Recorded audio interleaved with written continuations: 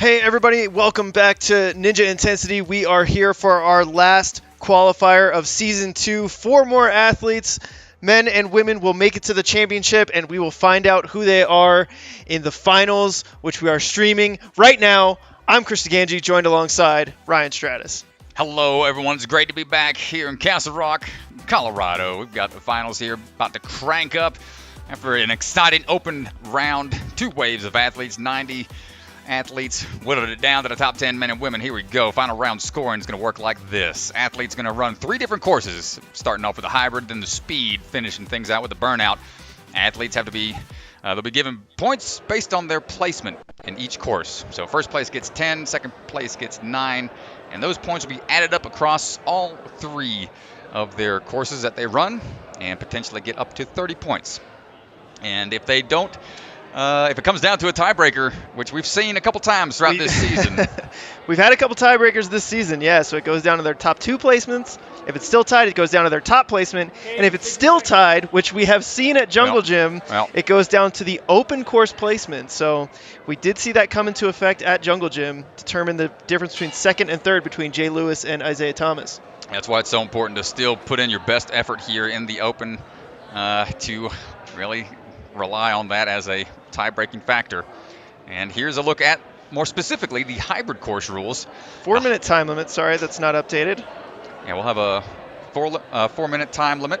It's a more technical course with a mixture of upper and lower body obstacles, kind of like the open we just did, but with a few changes.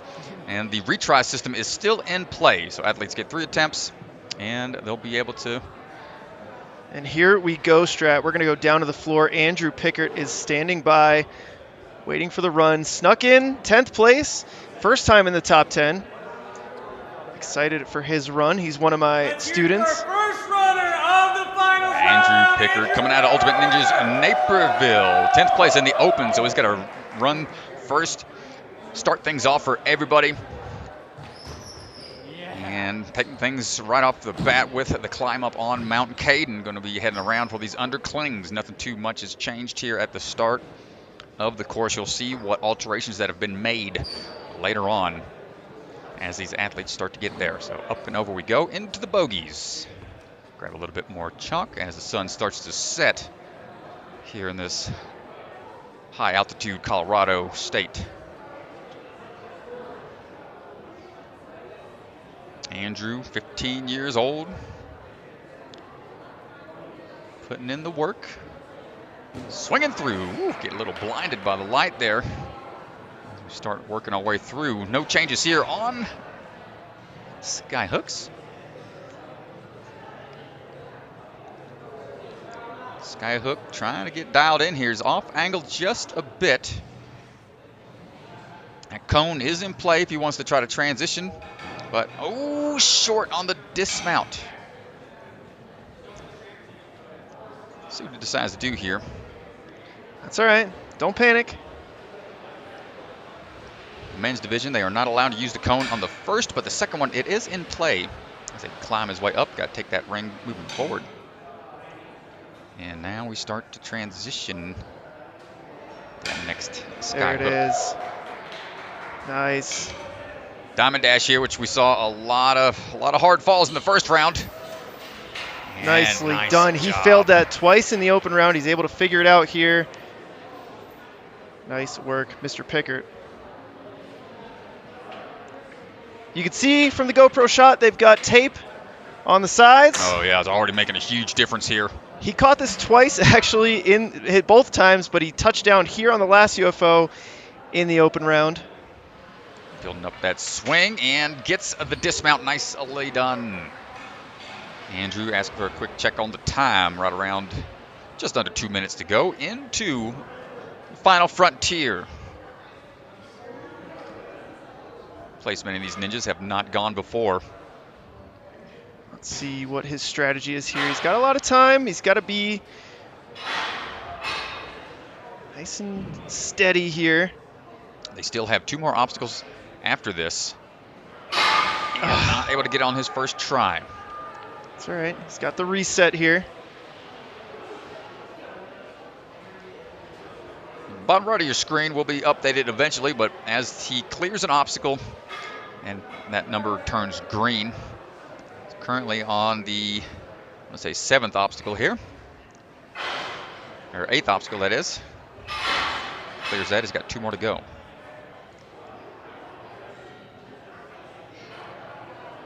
Be ready for that transition. Not quite able to get there the second try. Yeah, it's a really difficult transition here. It's one you don't see this apparatus really anywhere. The odd eye-shaped hold and overhead hanging obstacles. It's just something that not many gyms have incorporated into their loadout. We've only seen it on American Ninja Warrior once or twice, and not quite able to get there. 3 and done for Andrew in the open, but that's okay, or not the open, but the hybrid. Unlike the open, they get to do all 3 rounds here to see how their total score is going to be added up. Yeah, you can see it's just a really tricky obstacle. But, I mean, he made it through the Diamond Dash clean, made it through the Samurai Hat clean, so we'll have to see.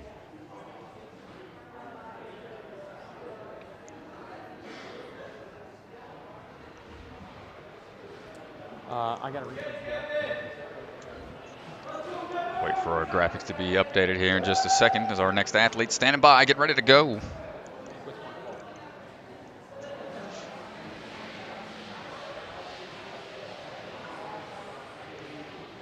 Jump the start line. Always a rather nerve-wracking position to be in whenever you know it's your turn, but you get put on ice for a little bit, trying to hang out and don't want to go cold out there. Need to stay warm as best as you can. Kevin Rodriguez getting ready to run. Coming out of Vitality Obstacle Fitness. Says he trains 3 days a week and rock climbs 2 days a week. 16 years old, about to be 17, working his way over in the mountaintops. And he said passions outside of ninjas is into the construction. See if he can build a good run here on the hybrid course. Yeah, he did look really good in the open round. Made it all the way to the final frontier, which not a lot of athletes can say. Yeah, staying really controlled here on the bogies. Gets that clean dismount. Moving on to the skyhook. Just relaxes into it almost. Just jumping right off of the trampoline. Gonna steady his swing a bit and then get a big backswing. Nicely done. Don't need that much of big of a backswing as long as you know the timing and you've got the pull power. Able to dial that in. And here we go for the Diamond Dash. And excellent work. Getting through.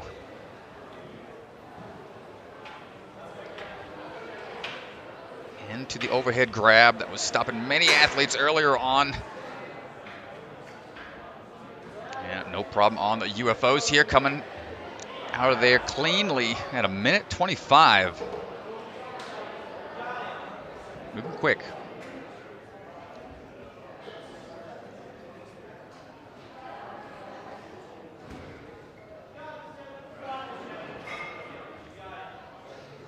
Final frontier time.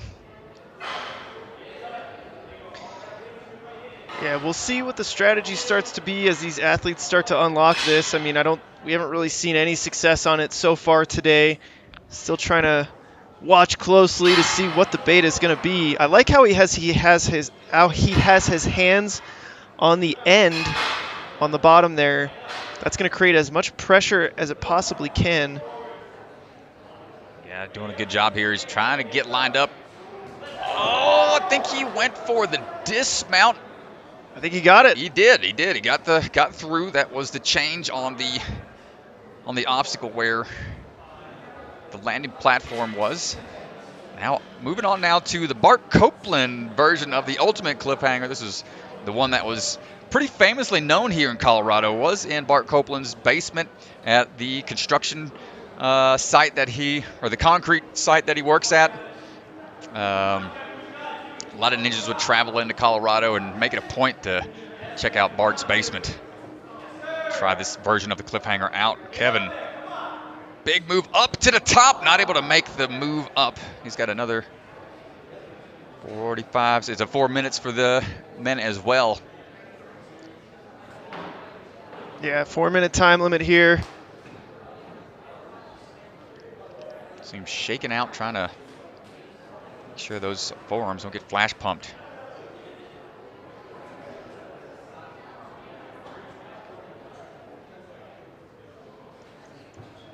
And here we go. Try number 2. Those are huge drops. This big up move here. Oh, it's not an easy move to make.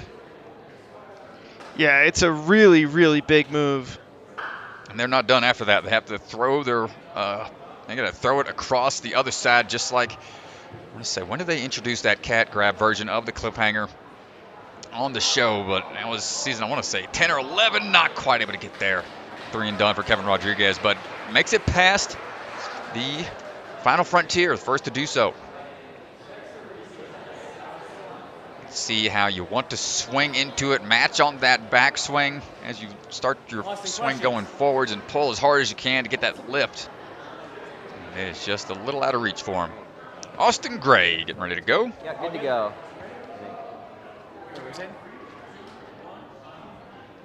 Austin on the move. Austin is a athlete local here, Colorado area.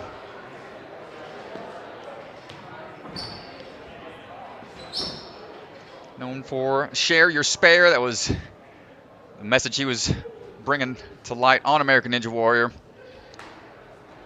where he was able to donate one of his kidneys and is bringing light to donating what you can. So Austin's moving his way through these bogeys right now.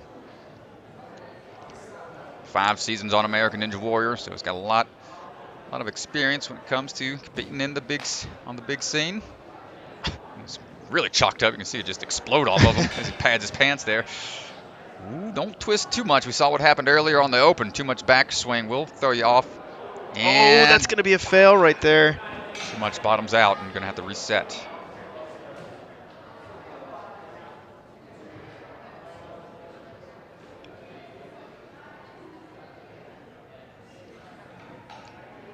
See if he decides to go the standard route or wait for his swing to steady before going for the big throw again. Looks like he's going to go as intended here. Yeah, going to take the safer approach. No problem there.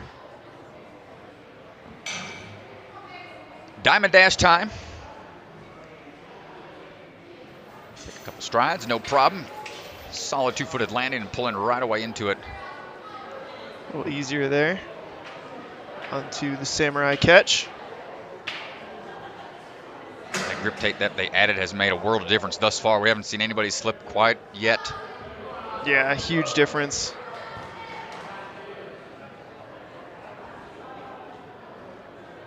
Final frontier time. Let's see. He decides to go with the smaller side for a second. We saw this first tried by Kai in the open, because the amount of leverage you get is a lot more. Ooh. He is staring his way through. But now he's going backwards. Yeah, this is tricky right here.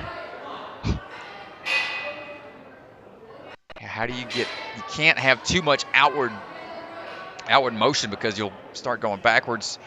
And he's swinging for, I think he's going to go for the dismount here. Right on the corner, that's going to clear it. Nicely done.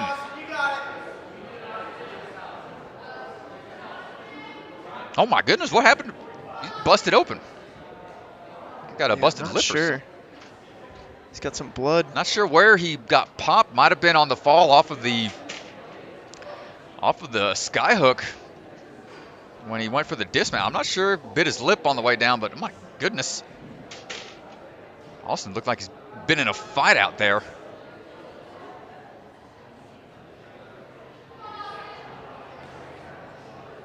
Yeah, hopefully he's all right. Well, this is definitely a gut check here in Austin. Push through the pain, push onto the cliffhanger, big toss coming down. Let's see if he gets it in one. Big sideways throw, mistimed the lift. Here we go, trying number 2. Gonna have just under 30 seconds. Yeah, put that in your pocket, save for later. Here we go again. He's gonna go with a little bit of a crossover here. Gonna drop back down. 15 seconds to go. Big reach up, not quite able to reach, and that's gonna do it. And smile for the camera. Oh, he kneed himself on the way down. Hopefully his teeth are okay. Good grief, there will be blood. Not many buzzers. My goodness. I think we've drawn the most blood and intensity out of all the competitions we've had thus far this season. These athletes are having a tough go at it out here today. Yeah, it just takes a knee to the face. Hopefully he's all right. Next up, Jackson Erdos. Action Jackson on the start line. Coming out of the Gravity Forge.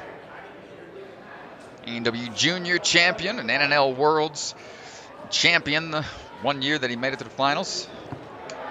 I'm sure he's made it several times, but bio not too specific on where he made it to, but getting ready to go. Sprinting up the top, sliding his way down. Yeah, that was one of the adjustments from the open. No longer a ring swing in the open round from the open round as the first obstacle. Going through these underclings. Test some of that parkour ability. Chalk right back up, get ready to go. On to the bogeys.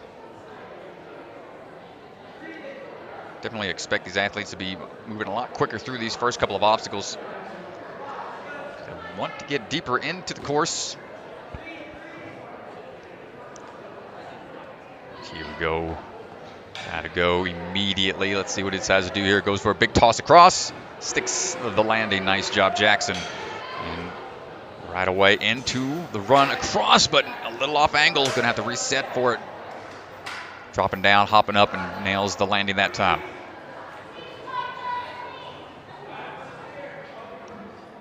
On to the samurai hat. This one's been tough today. Oh, not fully on there. Needed a little bit more on, I want to say, the right side.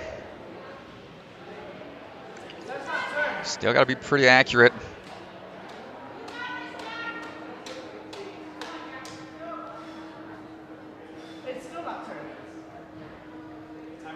Well, you could see the obstacle not turned correctly. The tape is not exactly lined up.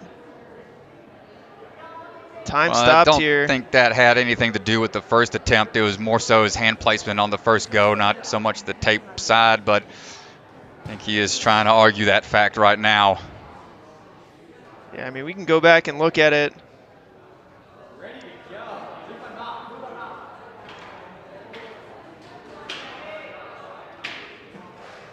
Gets that time, though. No issue. So time will be reflected. They'll be adjusted.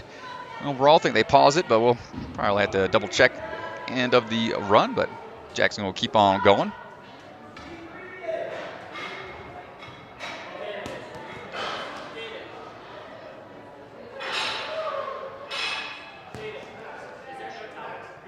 Looking for the final frontier transitions here. So far, so good. Try this out a little bit in the open and gets through, no problem. It's going to move his way over to the cliffhanger. He's looking for a little bit of spare chalk.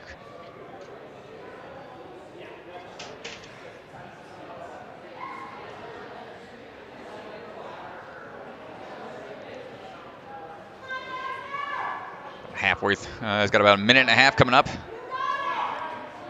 Working our way through these cliffhanger moves. Big toss up and gets close to two hands on, but not able to follow through. Yeah, it looked like he had two hands on it. Not able to hold it, though.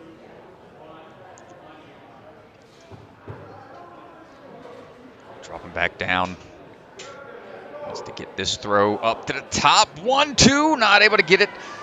It is a very tough move to make, but he's still got plenty of time here. Let's see if he decides to rest a little bit before trying again.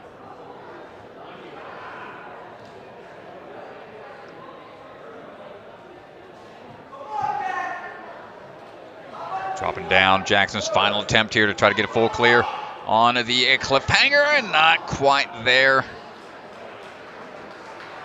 Whew, good run, though, to that point. Puts him in second right now. Let's see how tough of a move this is.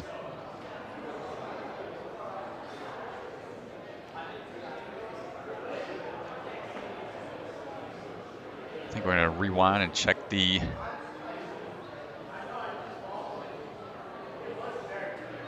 Who we got next? Brady Parks on the start line right now. Brady coming out of the Obstacle Ninja Academy down in Orlando, Florida.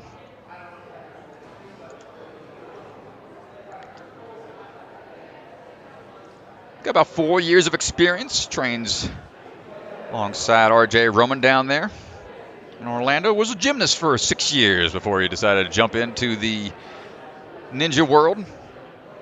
So he's done a lot of different sports, but none of them really come close to how fun ninja is, what he says in his bio. Rocking that t-shirt design with the wing nut swinging right there. We're just chilling right now, waiting on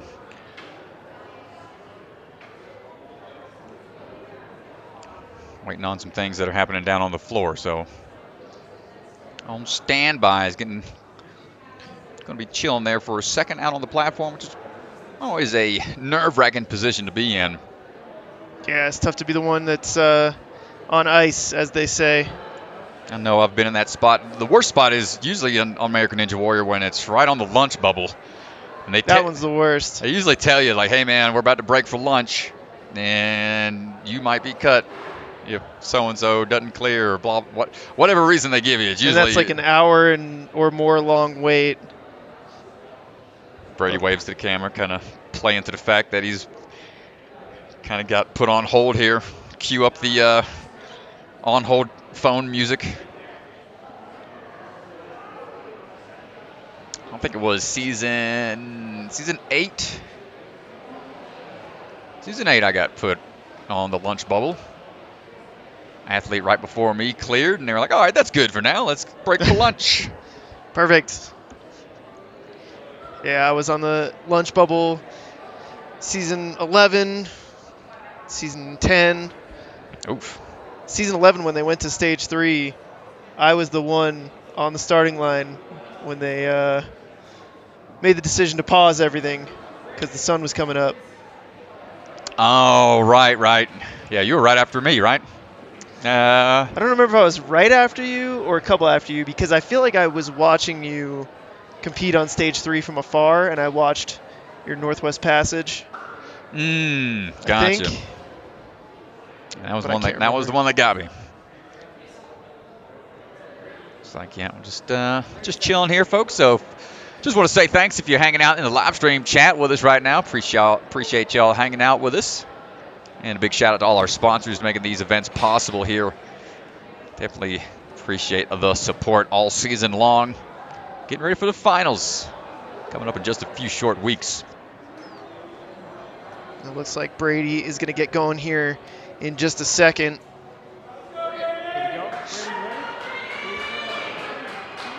He's waited long enough. And he's on the way. Let's get this man going.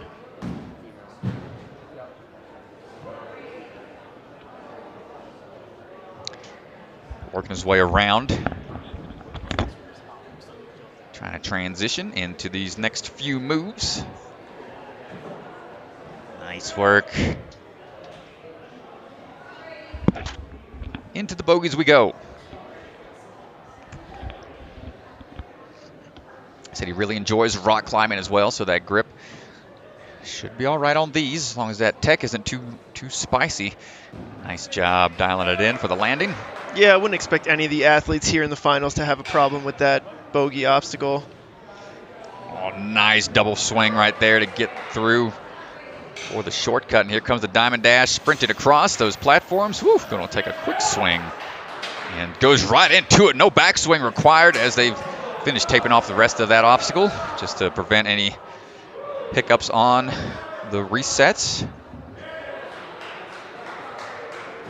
Into the final frontier we go.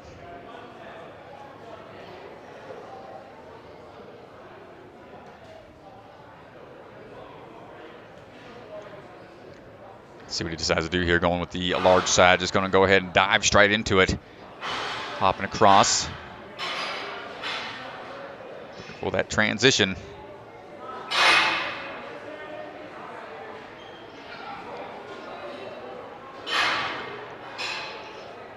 Watch those pieces that are keeping that bar from moving smoothly through. And this is where we saw two athletes get stuck here, and we saw some early dismounts. Let's see if that seems to be the beta.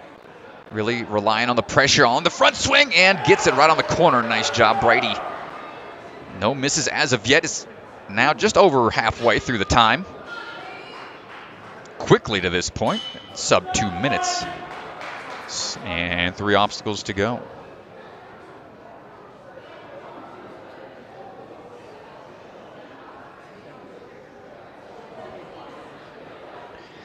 On to the ultimate cliffhanger. This was one of my favorite obstacles from Sasuke, watching Sasuke marathons, and they'd get to stage 3 and it'd be the ultimate cliffhanger, and you knew that was like the cutoff. It's like if they got past that, then it was like almost a sure deal. Was the gatekeeper on stage 3 for many years. Big pull here. Brady on the way up. I know they've got some crazy cliffs that they work all the time at Obstacle Ninja Academy. Here we go with the cat grab transfer. Oh, peels off on his first attempt. 1 minute remains. It's a big transfer. When you got to jump across, it's not easy.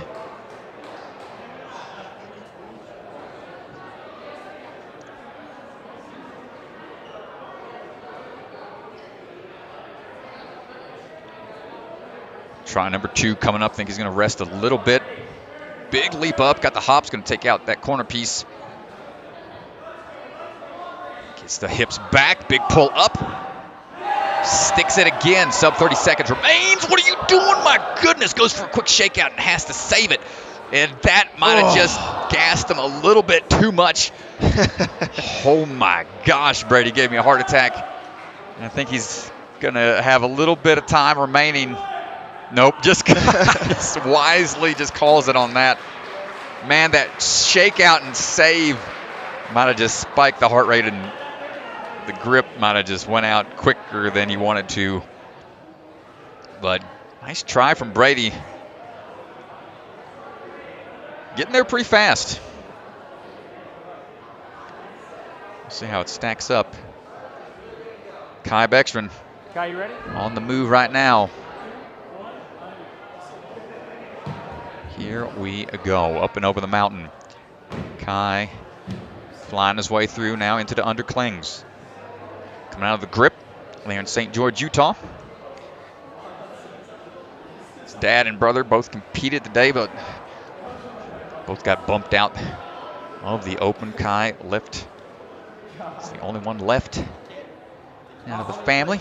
But all 3 are going to be competing on American Ninja Warrior Season 15 coming up in a few months. Nice transition out of there onto a sky hook, and oh my gosh, look out. I think he's okay. Just popped off pretty quick. Oh, hopefully he's wincing a little bit. Might have had a pretty big fall onto the back. Gotta have those hips back when you catch and throw. Makes the adjustment. And tosses out to get out of there immediately. We go now Diamond Dash.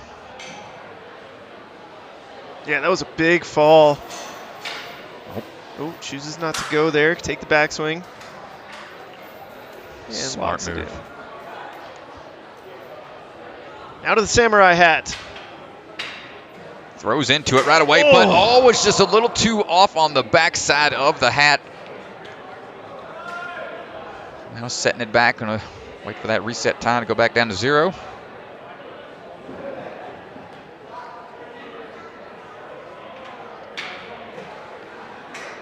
And now transitions through to these UFOs. Gets it easier that time. Gets the landing.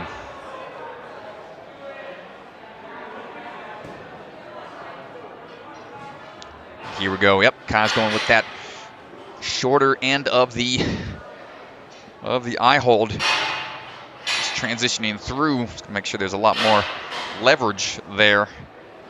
He's looking for that early dismount as well. Big swing through, plenty of clearance there.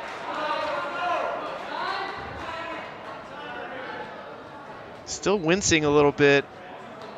Yeah, this probably took a hard fall on the back. It was out of frame, but from the body positioning that he was at, had to be a back flop. Maybe the ring caught him on the way down somewhere in the face. Can't really tell if it was a hard hit or not. It is fairly high up.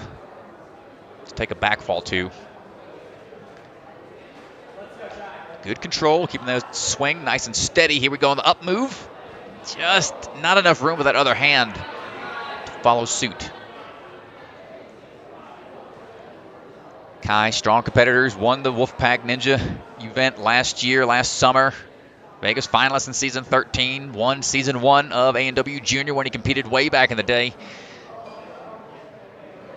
Big move up for try number 2, not enough follow through with that other hand. Looks like he's grabbing at the hand, hopefully didn't get a peel on it. No flappers this early on in the game. Still got 2 more stages to run after this.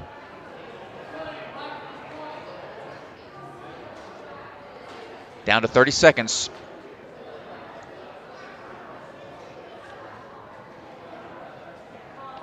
Try a number 3 on this ultimate cliffhanger.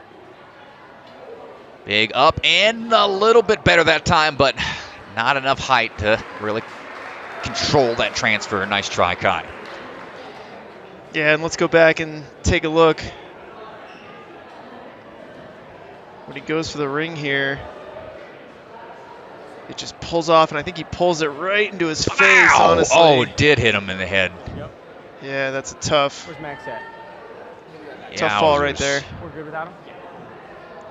By the time And Caleb Bergstrom, ladies and gentlemen, on the course right now. Up and over we go. Bergstrom's run the Jungle Gym down there, St. Petersburg, Florida. Had a qualifier earlier this year. It's always exciting to see what Caleb comes up with. Obstacle-wise, always pushing the envelope. Not only with obstacle designs, but with his athletes as well. Strong competitor. Getting ready for season 15. Alongside his Ashley Bergstrom as well. Another power couple brought back to Ninja. Making it through the skyhooks without issue. And no problem. Quick little hop across the Diamond Dash. Into the modified Samurai slide. Shears gets a good swing lined up for it and holding on tight.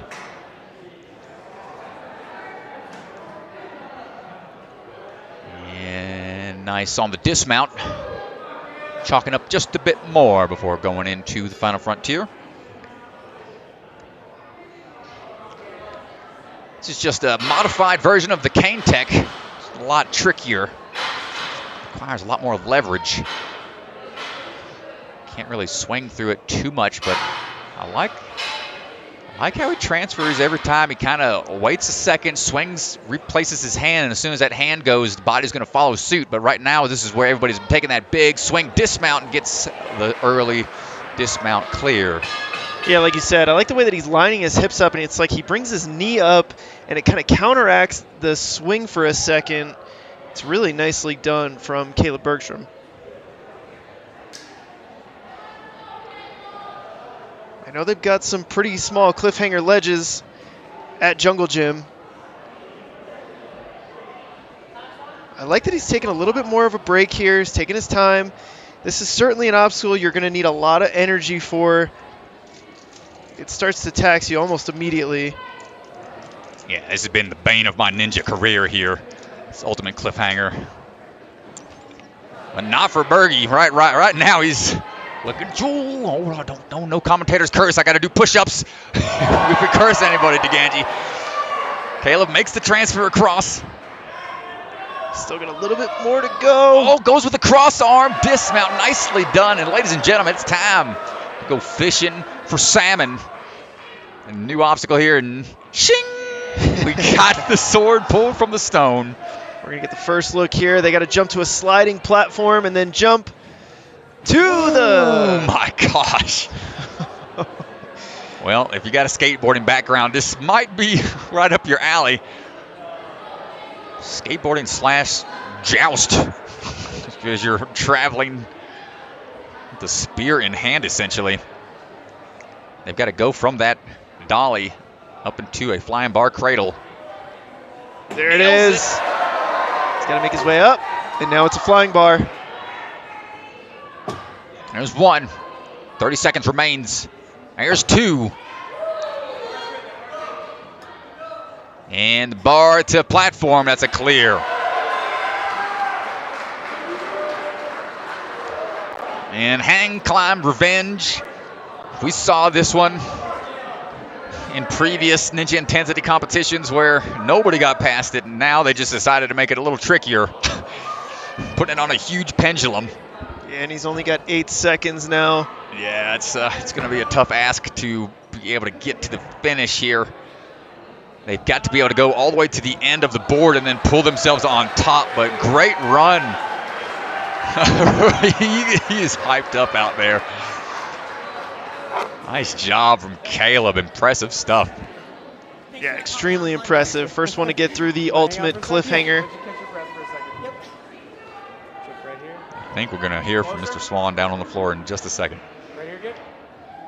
So let's go down to the floor with Ethan Swanson, who is standing by.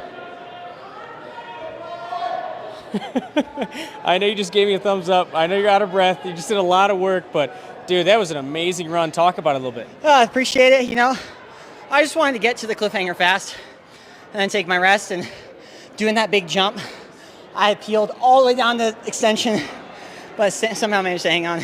Well, it looked like before that, too, you tried to go for it. You hit your knee or something. What goes through your head when that happens? You know, a little chalk on the feet, but you just got to go for it again. You know, I mean, it's not like it pumped me out at all. Yeah, I mean, dude, and another amazing run from you, but it's not just you competing. Obviously, your wife is here, and she cleared the open round, one of only 2 clears. How is it competing with her? You know, I'm proud of her, and that's a mental boost for me to see it, and I hope I can boost her the same way. You know, we pray before we run just because we feel like that helps us get in the right mental space, and we just enjoy being here together. Well, whatever you're doing, keep doing it, because you're sitting first right now. Congrats. Thank you so much, Swan. Dude, unreal, man. Thanks, man. Sitting in first place, first person to clear the cliffhanger. Let's take a look right here. Come on, Isaiah. A little stumble there. Oh, gosh, yeah, that one gave me a heart attack. And then a big jump. Locks it in. You good to go? I like how he just immediately starts looking for that next hand placement and just knows he stuck the grab and just needed to keep on moving. Speaking of moving, we got Isaiah Thomas on the mountaintop here. Flyboy going to be hopping his way through. Staying smooth thus far. Just flowing his way through this first portion of the course.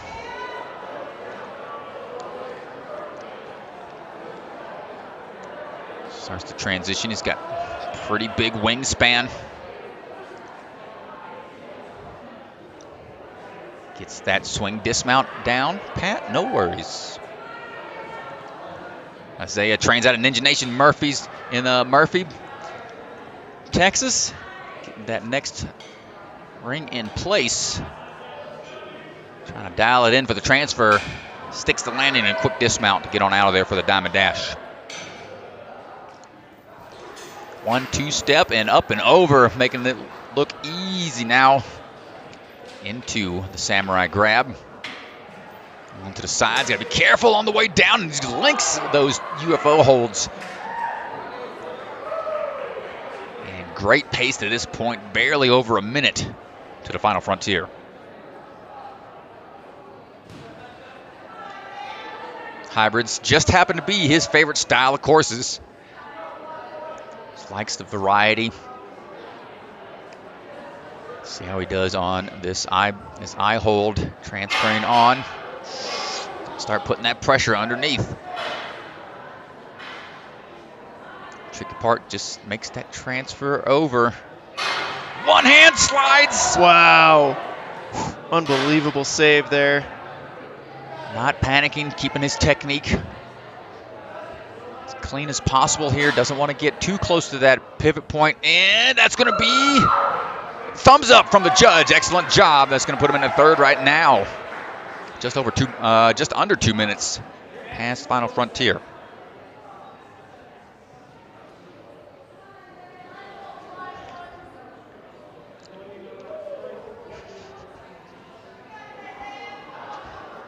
Catching his breath a bit, understandably so. Throwing the ultimate cliffhanger in the hybrid, it's kind of a brutal thing to do, and typically you only see it in like burnout style courses. Intensity is known for being intense. Makes the transfer up, no problem. Can get the throw across. First attempt, and sticks the hold. I'm not sure. Maybe his feet came down. I'm out of tap. Yeah, I was probably out of frame from what we were seeing on the live stream. Not sure what that call was, but we'll just assume it was a foot dab on the way over to the grab there. And typically, if it was incidental, it would be a scraping motion. But if it's a dab where any weight is put onto a foot and you can see a wrinkle in the padding, typically that is grounds for a reset on that obstacle. Takes a fall there, but that's all right. Let's see what he's got. He's going to cross over here. That's it. Nice. Make some room for that other hand. Get it on try number 2. Oh, man. Peels out off to the side. Now, I'm not sure he's going to have enough time to get through for another attempt.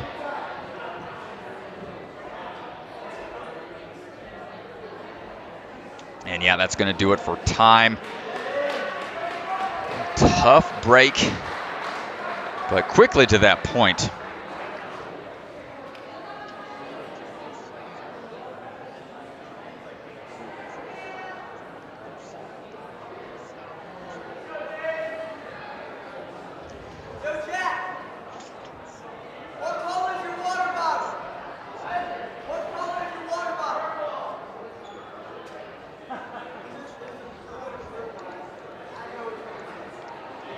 And we got just a few runners left here. James Cinella on the course right now. James trains out of Center Court, Lawrence. Born and raised in New Jersey, currently a junior in high school. And pushing through the first portion of the course here. Hopping across.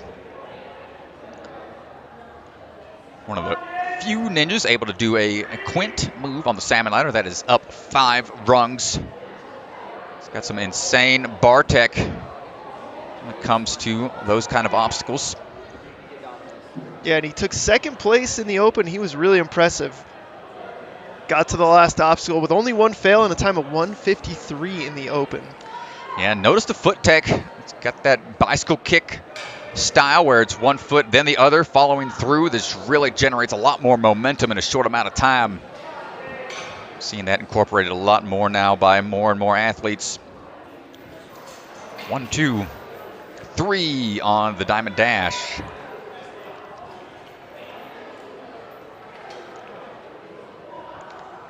Here we go. Grabbing on to the UFO, transferring down.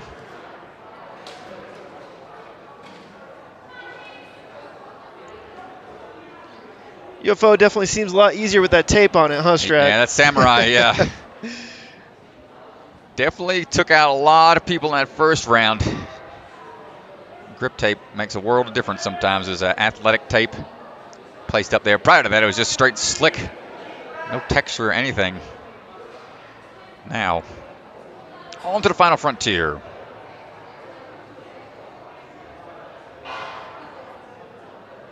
See what his plan of attack is going to be. This pivot point Opting for the larger handhold position. Help with that leverage. Does he take another move to that third wheel, or is he going for that early dismount that we've seen a lot of other athletes take? And wants a little bit more swing. Gets through that time. Nice job. Just walk it on over to chalk spot. Take a little sip.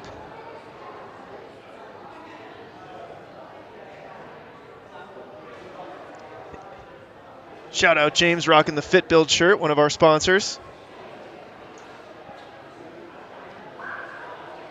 Yeah, it's always cool to see different companies, mostly Ninja Ran, of people coming up with obstacle build-out design companies, helping out people come up with their own courses. And here we go as he attacks the ultimate cliffhanger, dropping down.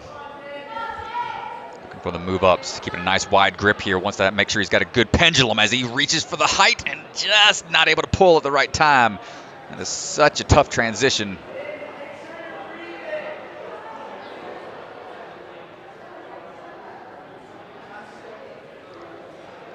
One time I made it to the ultimate cliffhanger on Sasuke back in Japan, man. I got to the top part of the cliffhanger before the big drop and couldn't make it to the drop. That's when I peeled off. It was, I'm trying to remember. It was the first up move because it traveled upwards a couple times. So there wasn't a big drop yet. It was a little longer than this one, I think. But the up move wasn't quite as big as this. But the ledges were pretty thin and not going to get his second attempt, and that might be it for his time. Quick enough to that point to get fourth place right now. Not bad out of James. Final runner coming up for the men's division. Then we're going to keep the live stream going. Just take a quick commercial break and probably cut to the sponsor screen as we transition over for the women's division. They got to make some adjustments to the course, and then we'll be getting going one more time for the rest of the hybrid before moving on to the speed. Yeah, final runner here on the hybrid. Nolan LaJoie. Nolan getting the shoes clean, getting the beats turned on. Some jams he's jamming out to in those wireless earphones, headphones, AirPods. I don't know what they got nowadays. Let's see what we got. Up and over. Hopping out. Starts to work his way through. Nolan coming out of Vitality Obstacle Fitness. Looking pretty strong after that shoulder surgery. Need to go chat him up, see exactly what kind of surgery he had to get. It seems to be one of the more common surgeries that ninjas have to go through at some point in their career. Nice, decides to pull up or to make sure he's getting straight on the swing here before it goes for the next hook and out. Nice job, Nolan. Diamond dash time. 1, 2, 3, and on out. Excellent transitions. Wants to get lined up now for samurai grab onto the sides and hopping on through. And looking for one more backswing before the dismount, and there it is. Well, we got 6 athletes who are not qualified for the championship. Only 4 spots up for grabs. Nolan is one of the spots where he's looking to qualify for the championship. Let's see how he handles final frontier here. He's gotten here with lots of time remaining.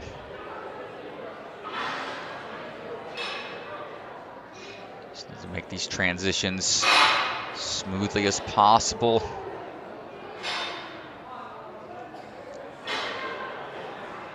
And having the longer bar up top can get in the way on those transitions sometimes when they hit those spokes, but no issues there for Nolan as he works his way over for the cliffhanger move. That's going to put him into third place right now, getting there pretty quick. almost beats Brady there by just 8/10 of a second. Looking for a full clear. No stranger to ninja intensity competitions. Won the very first bucket of chalk competition back a couple of years ago.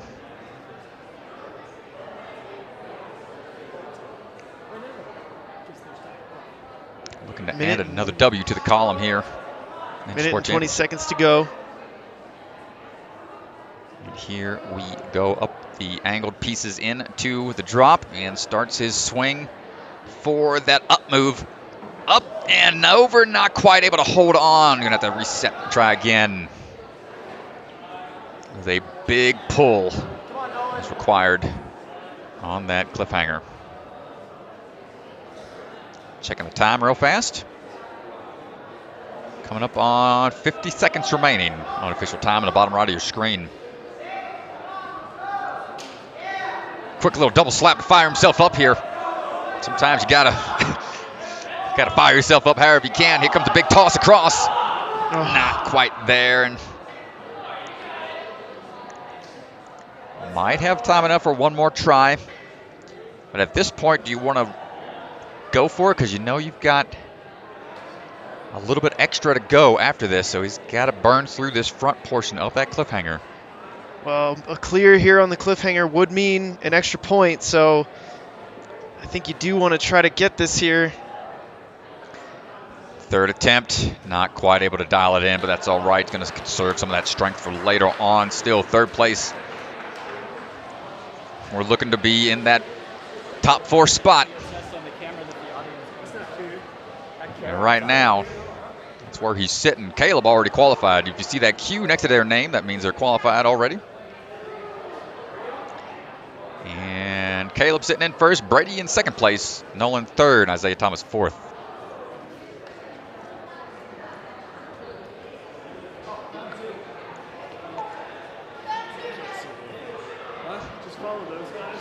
So we're going to take a quick commercial break as we get reset for the women's courses. And we will be back in just a moment. By Role Model Software. They craft custom software tailored to fit your business needs, and they're also the makers of Ninja Master and Lightning CAD. Silent Ninja, check out their website for exclusive ninja holds and ninja training equipment. Celebra Family Restaurants, supporters of the Ronald McDonald House, helping families and children in need. Consider donating today. Biaggi Bros, a full-service logistics company with 3PL and supply chain solutions with warehouses and truck terminals scattered across the U.S. League of Ninja Warriors, check out their website for exclusive ninja collectibles. Ocean Needs Everyone, the nonprofit organization dedicated to helping save our oceans. And Bucket of Chalk, our official chalk sponsor. Reach into the bucket and grab some chalk today. At Roll Model, we believe software development should be learned like any other craft. In our Craftsmanship Academy, cohorts of apprentices participate in hands-on immersion that leads to long-term mentorship. All of this under the supervision of experienced software craftsmen. Most of the academy you spend just in a room working with other people that are also struggling to figure out the same things. And it's actually much faster that way because they figure things out when you don't know them and you help them figure the things out that you figured out. One of the phases of the academy is shadowing phase, where you get to work under a mentor and take all of the practical skills you're learning and apply them directly to a real project. Working in the academy taught me to write business-ready software in a way that I could take my experiences and translate them to the real world. And I could see the results, and I could see people using the software and the utility and the value that it provides. If the Craftsmanship Academy sounds like a fit, I'd encourage you to reach out.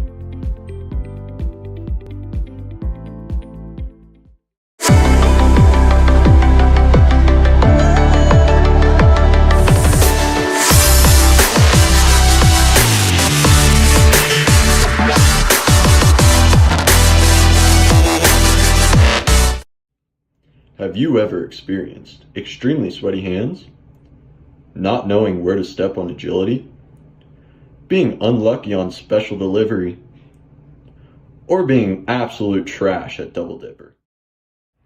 Then Bucket of Chalk is the right chalk for you. Side effects may include extremely grippy hands even after washing them, Always know where to step on agility. Adds a bit of extra luck on special deliveries, and it tastes like success.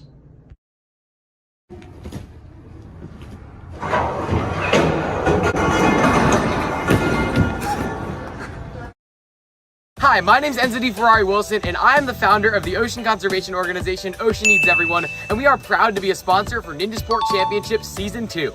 I'm here to tell you today about 3 reasons why you should help the ocean. 1. There's so much left to discover in the ocean, 91% of marine species are still undiscovered. 2.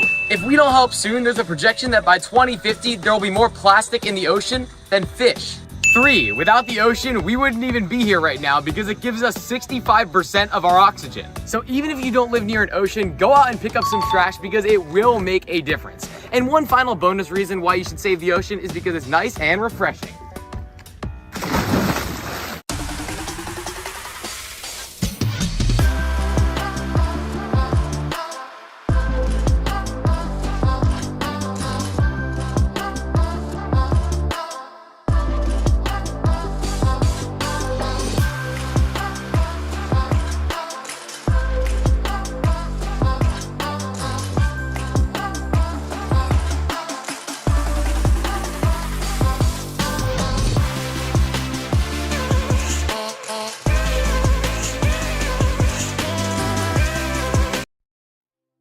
Here at Role Model Software, we value our partnerships with our clients.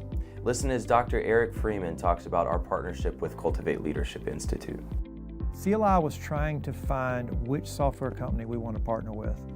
We talked with a number of different ones, but the thing that made Role Model stand out was the connection that we had with them. So if you're trying to figure out how do I select the right company for us, you need to make sure that you don't just do that digitally. It's not just an email, it's not just a Zoom call. You need to make sure that you get face-to-face with these individuals to make sure that your mission and your vision align so that you're creating the product that you want to create.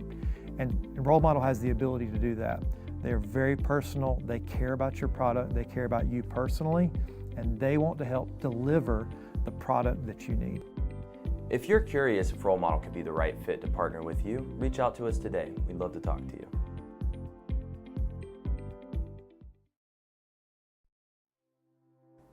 One of our long-term partners, Safa, designs and manufactures fall safety protection systems. Over the years, they keep investing in their software because of the incredible return on their investment, like seeing their quote times going from 4 hours to just about 30 minutes.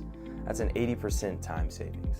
The design software that Role Model created for Safa automates their design process to produce instant estimates, 3D visualization, parts list breakdowns, and more. Once finalized, their system automatically sends the design to the manufacturing team, reducing production lead times by 3 to 4 days. Are you curious to see what a custom software solution can do for your business? Schedule a free consultation today, and we'd love to talk to you. And we are back down to the floor, and we're going to get going with the women's hybrid. Ava Colasanti, our first athlete to run.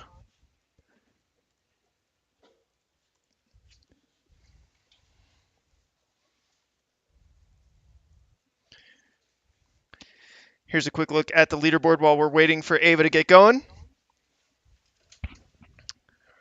Women's run order, Ava up first.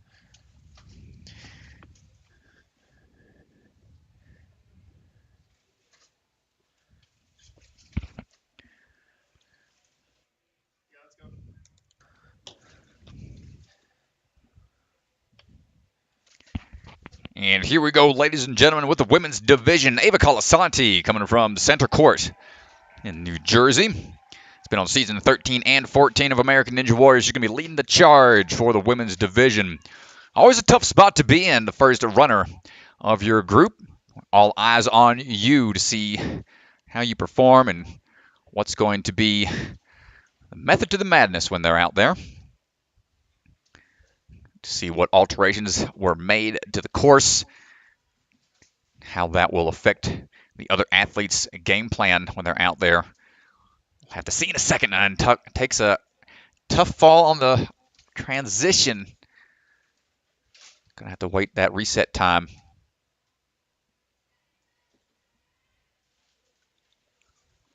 Here we go on their second attempt.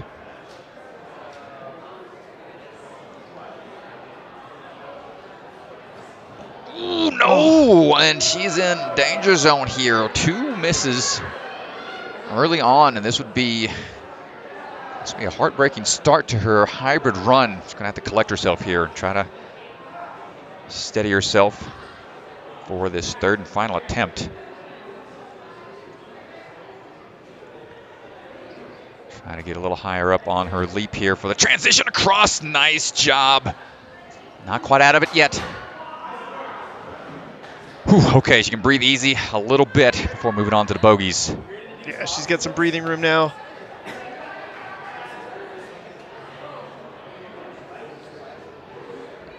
Working her way through. No changes here from the open. They've got cliffhangers that are in varying sizes up there. Pegs are in play. Now that ring is up for grabs as well. She starts to swing her momentum towards it. Sticks of the landing.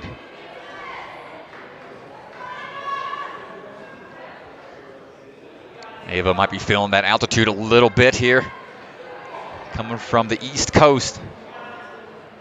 Gonna steady that heart rate down a little bit. Big leap up to the cone. Now on to the, gotta go skyhook.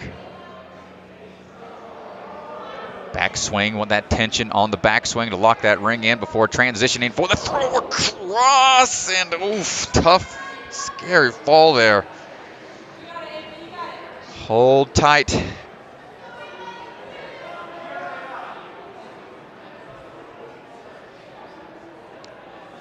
It's all right. She's going to try to collect herself and try again. Fighting through it. Try number 2. Ooh, and that's the tricky part for this obstacle. It just comes off so easy.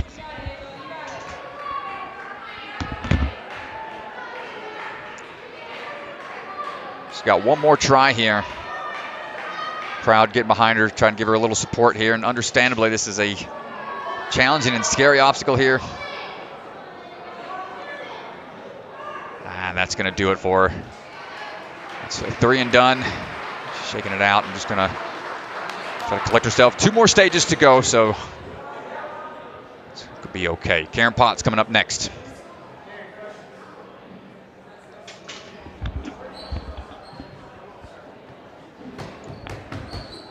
Karen Potts coming out of the Nova Ninja gym. Played a lot of different team sports for growing up, but now focusing solely on a few different sports where she's training ninja in between soccer and softball. Didn't know ninja was a sport actually until A&W Junior came out onto the scene. And here we go, climbing up onto the mountaintop and working her way over. Hopping on down.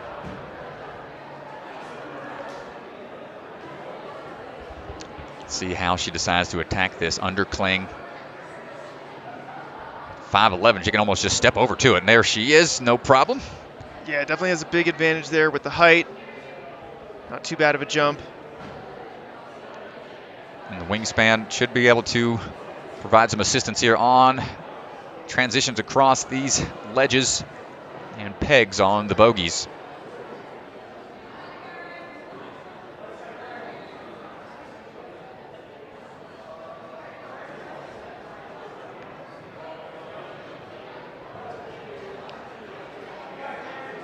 Transitioning over for the ring. Just a quick little swing, help with the transfer down. Made it to the national finals on American Ninja Warrior in season 14, all the way to Las Vegas. Yeah, she had a great year last year. Really impressive. One of the few women to complete the clockwork obstacle in city finals. Oh, that obstacle's no joke. Here we go on to the final portion of the skyhook. Oh my gosh, gets onto it. Nice work. Gets the landing. Excellent job. We go with the balance now. Striding away across.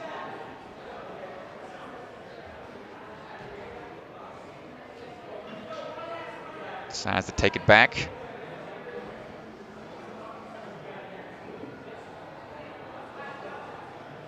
And And striding across first attempt, no problem. Excellent work. Now we're moving on.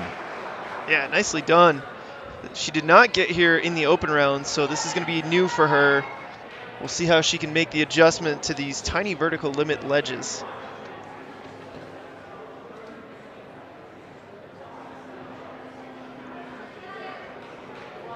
Yeah, these swinging vertical ledges goes from one vertical grip to a straight trapeze into another vertical limit grab. Pinching hard here. Taller athlete, got to be careful on the foot placement on. Don't want to accidentally touch down. Not a lot there, but yeah, leading with the wrong hand. She needs to switch which hand she leads with on that one because of the angle that you're going to be swinging. Because she followed through with that other hand, it kind of didn't really go anywhere with the swing through.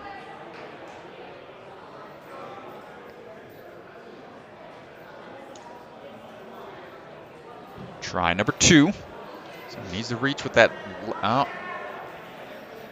Reaching with the wrong hand. Well, let's see how it pans out. Might work out for her. But no, that's yeah, I think with the way that the vertical limit is angled, what you're saying is correct, Strat. You want to lead with the opposite hand. Whatever's closest. Yes.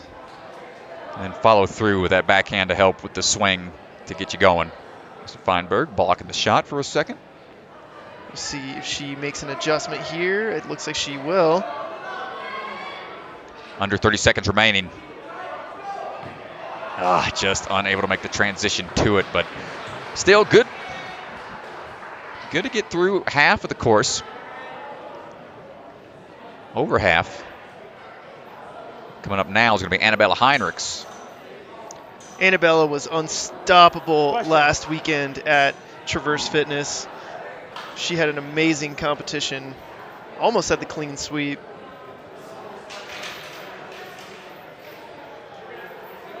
Yeah, she's looking to continue on that momentum from just 2 weeks ago. Trains in the course, Colorado local, coming out of Longmont. She's been here in Colorado her whole life. Competed back in season 14, getting ready for season 15 of American Ninja Warrior. It's on the family episode. Also, season 2 of A&W Junior. Got about 5.5 years of experience competing in various leagues and whatnot.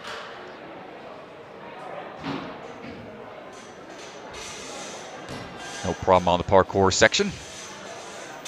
Chalking up for the bogeys.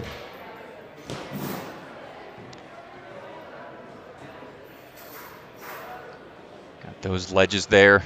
Some are thinner, some are a little bit larger than the other opposite end, but pegs going to help with that grip. Starts to find her rhythm here. Going with the underhand grab. That's okay because you're probably going to lead with that hand that's in the reverse. Matching on the swing through. Locking it in. Nice job.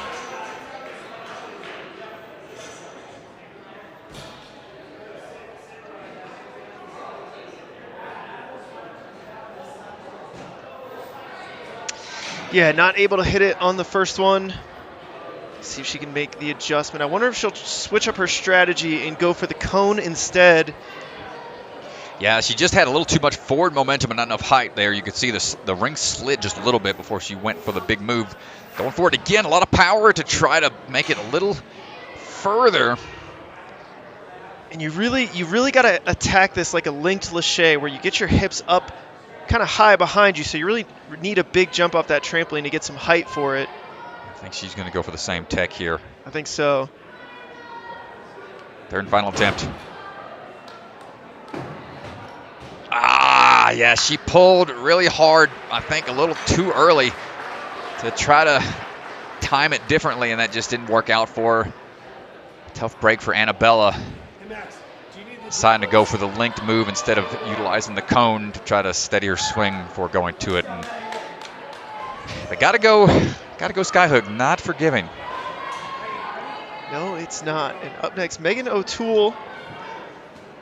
It's been a long day so far for Megan. Competed pretty early on in the day.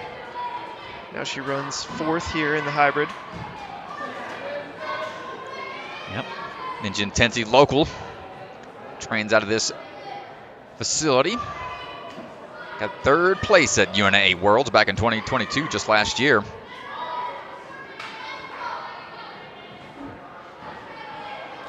And working her way up to the bogeys right now. Fun fact, Megan is a part of the Fire Hydrant Ninjas.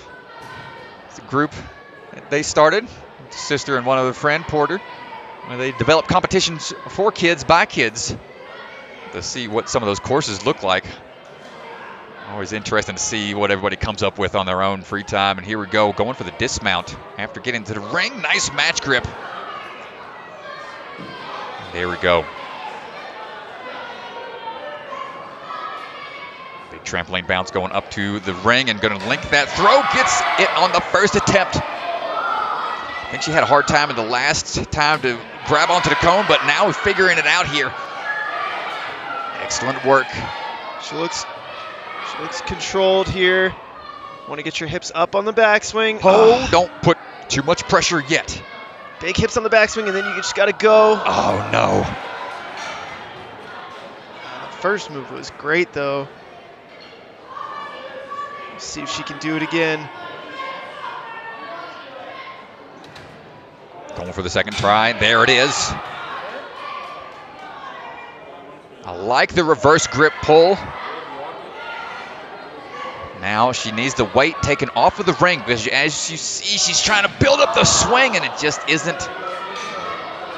You're not able to get a swing built up on it because it'll slide off on the forward swing that you take.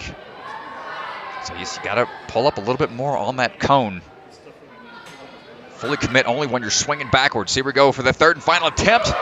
Wow, great consistency here on the transition across. Chin up. Trying to get a little higher onto the cone. And tries to toss again and just not enough power there. Needs a little bit more swing. And Megan O'Toole, nice try. See the team intensity there. Giving the double thumbs up. Getting the thumbs up there. Yeah. Coming up next.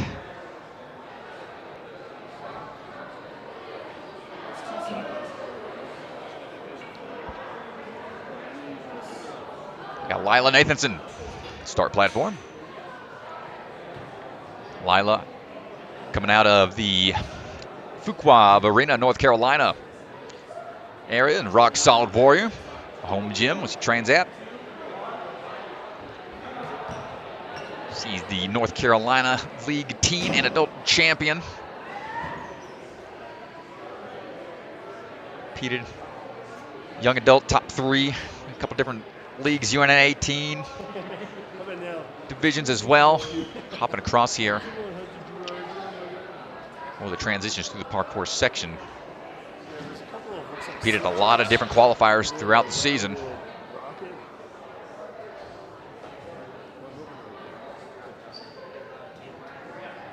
Here we go now on the bogeys.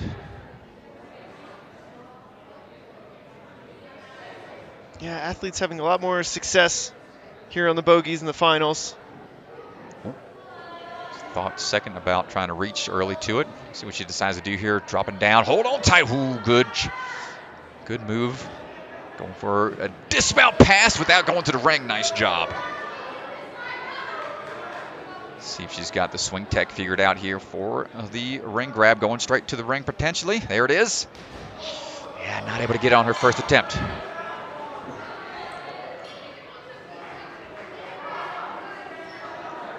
So she caught pretty high that first attempt, had a bend in the arms before trying to make a throw. I think she wants to try to extend those arms fully before pulling through, but now opting to go for the cone. Good job on the first attempt, or second attempt. Let's see if we can dial it in here. She has to pull up to the cone again. She might be going for that dismount here. Oh, it was a big dismount. Not quite able to make it.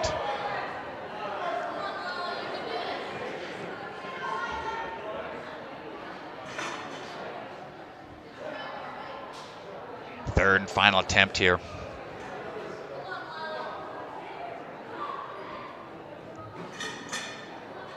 Onto the cone. Try to dial this swing down, try to get those circular swings out of your system, and not quite able to dial it in. It's going to do it for Lila.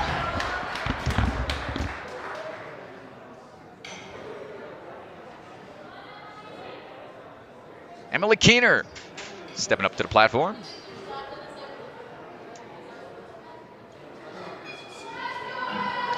Emily Keener trains out of In the Core. 15 years old, excuse me. And coming out of Arvada, Colorado. Had a great performance just a couple weeks ago at Traverse. This begins her attack on the mountaintop, trying to climb her way up. Work her way down into the parkour section for those underclings. Emily's trying to be a sports medicine doctor when she's older, focusing on that and science, just two subjects that she's interested in currently. Here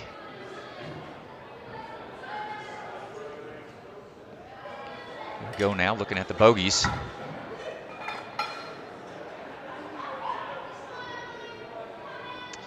don't think I could be a doctor, Strat. Oh no, too much stress. Too squeamish. too much stress. Good twist there of the shoulder, making that transition down. Looking smooth as so far. She's got 6th place at the Wolfpack Ninja Tour back last summer. 4th at the UNA Finals Pro Division this past year as well. Good transition on that skyhook. Got to go. Let's see how we handle the move here. Going across. Just make sure you keep downward pressure on that ring. Don't let it slide out on you. Oh, nicely done. Excellent job. You can see almost the relief on her face as she landed that move there. Nice job, Emily. Now onto the balance. You got to swing into it. Resets on the starting block. Run across the tops. Slow approach. Oh. Not enough. Yeah, you really got to stomp down on the tops of those. You can't really run across too much backwards pressure with those strides. Yeah, as much as you can, you want downward pressure.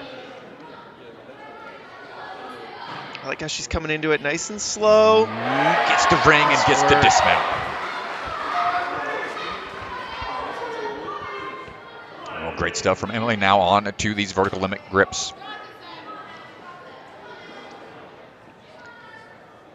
Let's see if we can get this dialed in just right. Going to go ahead and swing on through. Good pull there. That looked nice. She's leading with the correct hand.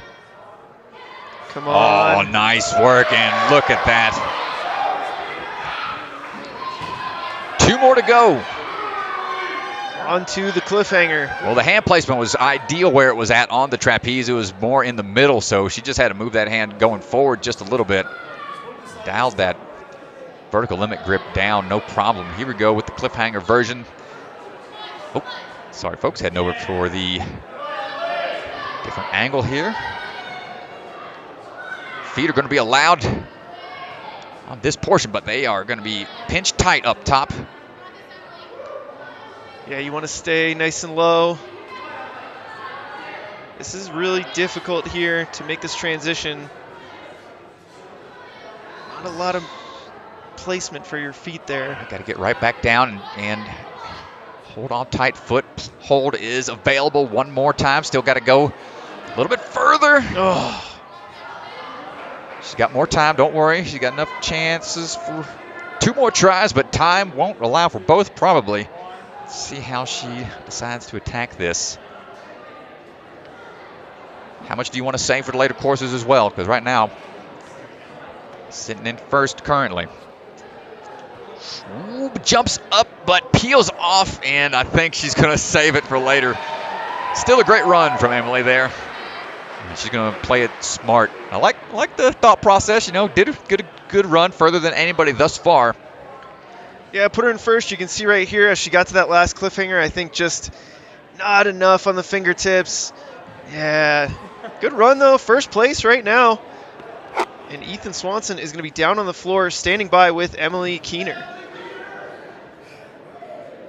So you're coming off of a huge competition. Traverse, you're already qualified for the championship. And right now that run, further than anyone else, what's going through your head? Yeah, well, my goal was mainly just to get past the sky hooks because I was a little bit scared, but, you know, I got it figured out, I guess. What'd you do different? Anything that you switched up? Well, I started, instead of, like, running into the trampoline, I started on it, which I thought would be easier to, like, get in the right position, which worked well, so, yeah. Yeah, it definitely worked out. We know last time you and Annabella went like head-to-head the entire time. She kind of had a rough run earlier. Have you been talking to her about both your game plan going into the speed and burnout? Yeah, I was definitely talking to her, and it's a bummer, like, what happened to her, because we all know she's way more capable, like, to do more than, you know, like, everybody has a bad run sometimes. But, yeah, we were definitely, like, chatting about what to do and stuff. Yeah. So, yeah. Well, I think everyone's excited to see both of you guys on the speed and the burnout. Congrats for sitting in first right now. Thank you. Hey, nice job. Nice job, Emily Keener. Coming off a great performance at Traverse Fitness where she took second place and now first place right now in the burnout, in the hybrid, my apologies. And we've got 3 runners to go. Katie Bone, Ashley Bergstrom, and Taylor Greene.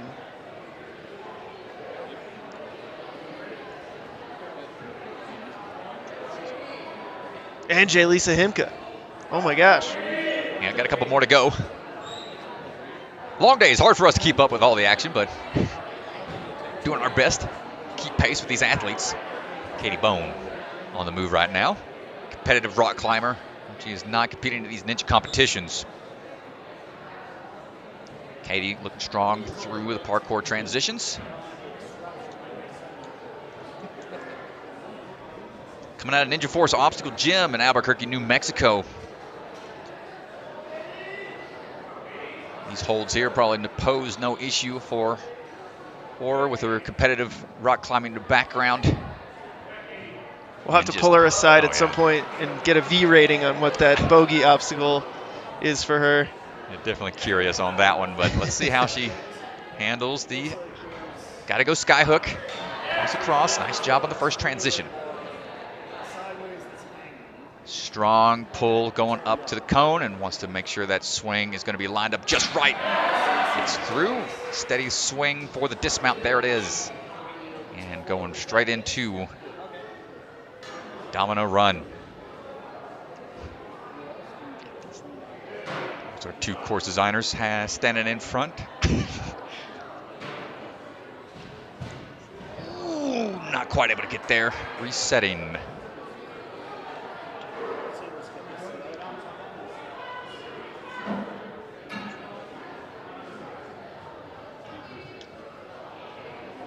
Katie competed back on season 14 last year.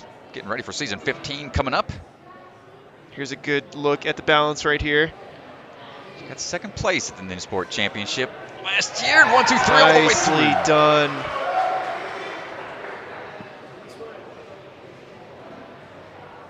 We'll chalk up a little bit before this vertical limit. Well, you know she's got the grip strength. I'm sure she's used to crimps with rock climbing, and excited to see her on this and potentially on the cliffhanger. Uh-oh. She's going to lead with that opposite hand and not going to even be an issue for her. Oh, my gosh. Okay. Who needs tech when you got power sometimes, I guess? My goodness. Just strength. It's just pure strength.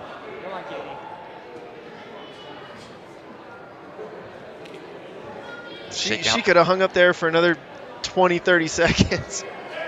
I'll have to get the V rating for this too. Here we go through the cliffhanger. Gonna put on a clinic rock climbing tech. Yeah, you can just see the confidence in her movements. Oh, dude, yeah, just hip to the wall. Yeah, really shows her rock climbing experience here. Exactly. She knows exactly how to position her body to be in a good spot for each transition. Look at that, flawless through that cliffhanger.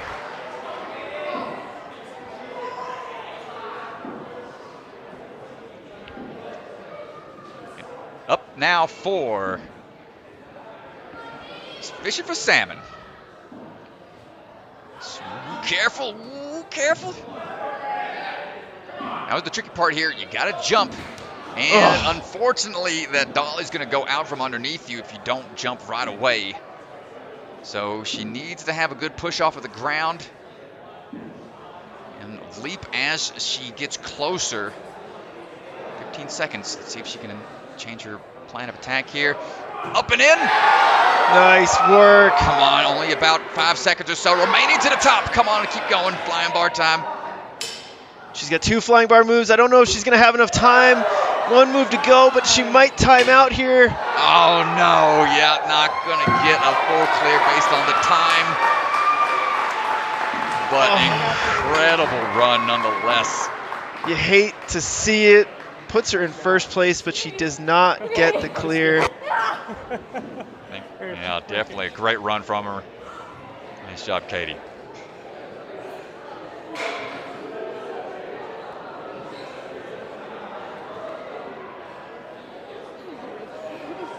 So congratulations, you got so close. You were like maybe 4 seconds away from a buzzer.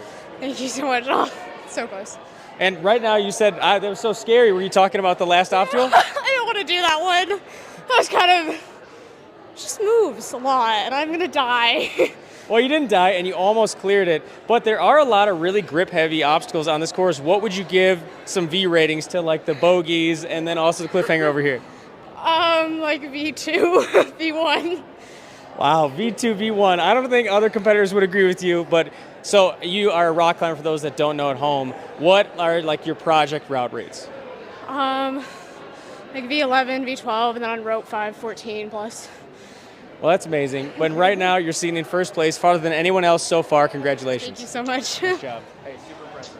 I knew it, Strat. She graded the bogeys a V2. You said that earlier. That's what I was going to guess, that she was going to grade it. I knew it. Dang, man. No. It just looks effortless for her. I mean, she's got such good grip strength. She's a professionally competitive rock climber, and so when it comes to these grip obstacles, I mean, she probably sees them in the course video, and she just smiles. Right, yeah, no problem.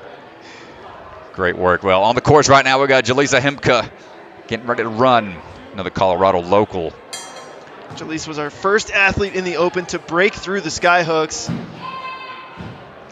Yeah, Jalisa's got some good power. She's been competing competitively on a couple different leagues throughout the years. Was on A&W Junior. Got the call this year to be on season 15 as well. First time being on the big show.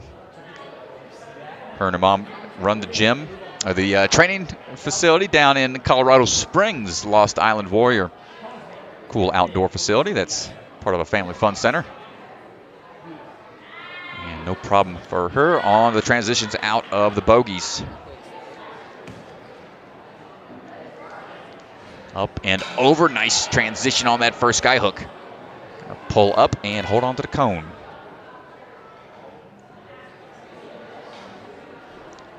Going to transitioning over again one more time. No problem. Looking for that dismount down. We go. Nice work, Jalisa.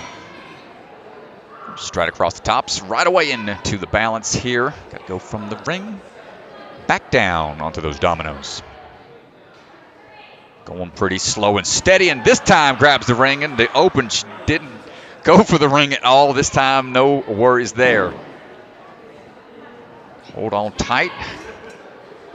Want to lead with that left. Keep that right, or actually her right. And reaching for it. Good stuff. Yeah, nice work. She's clean to this point here. Puts her in second place, and she has a lot of time. Yeah, great stuff thus far. Going to shake out just a little bit before getting ready to go. Oh, no, that's going to count. That's engaging the obstacle. She's got to wait 10. Trying to get some clarification on what's allowed to be grabbed here. Those angled cliffhangers do not feel great. Much better when you get to these up top here. Yeah, because they're in cut, kind of, so it's a weird position. But trying to find a good footing. Jalisa's been focusing a little bit on basketball this year, taking a little bit of a break from obstacle racing, maybe focusing more on the OCR side of things. I thought that drop might have taken her out, but staying strong, keeping those feet in play. Couple more moves to go. She's so close. She's right at the dismount platform. Oh, nice. Going for the shortcut here. Nice job. And she's got 1 minute and 15 seconds here for the last obstacle. Puts her in first place right now.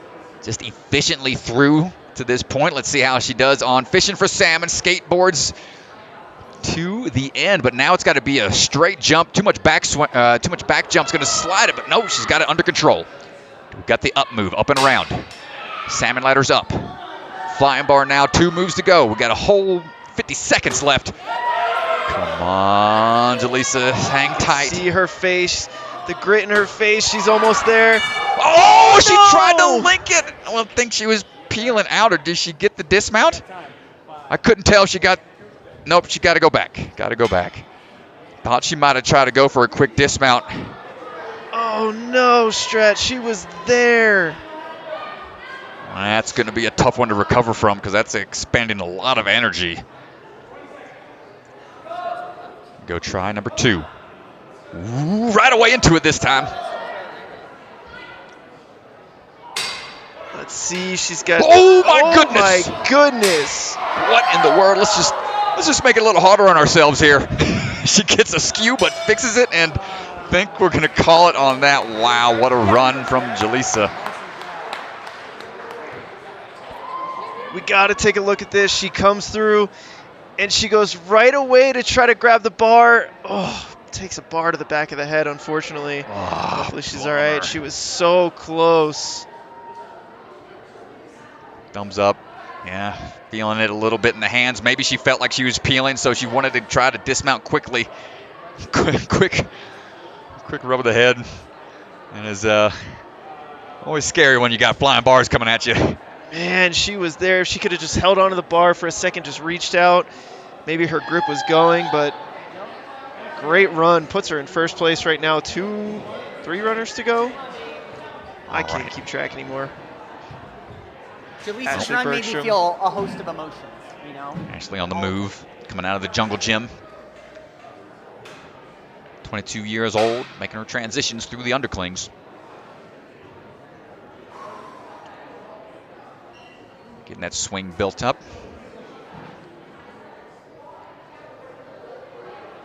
Competed on American Ninja Warrior a handful of times.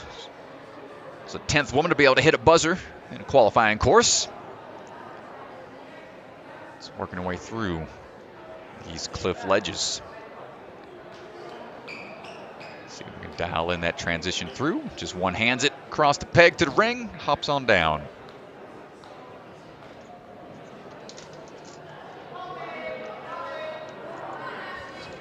Looks like she's going to go straight to the ring. Going to have the LaJoie immediately, and just a little shy.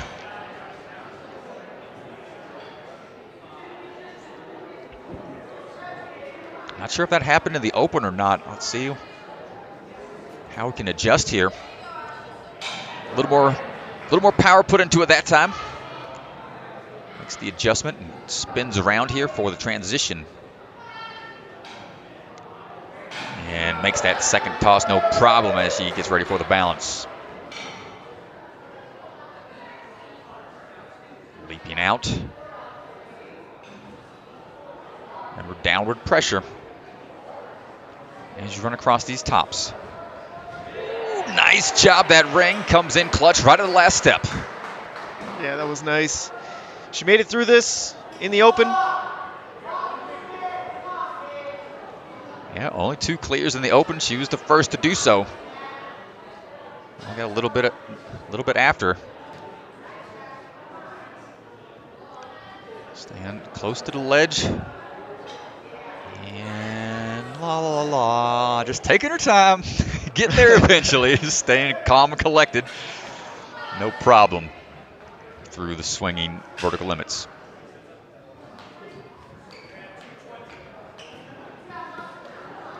Time now for the ultimate cliffhanger.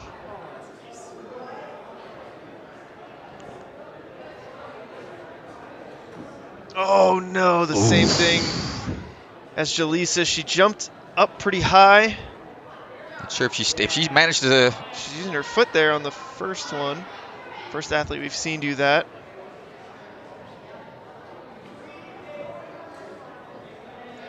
Not sure if she managed to stay on the platform or she was able to reset, so maybe that didn't count against her. So it might be a... Ignore the fails right now.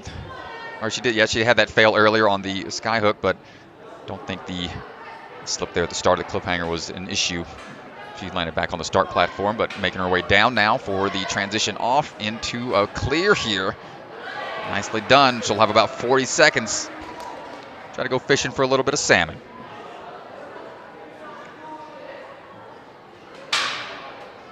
Here's a look. The athletes will ride the platform across the floor.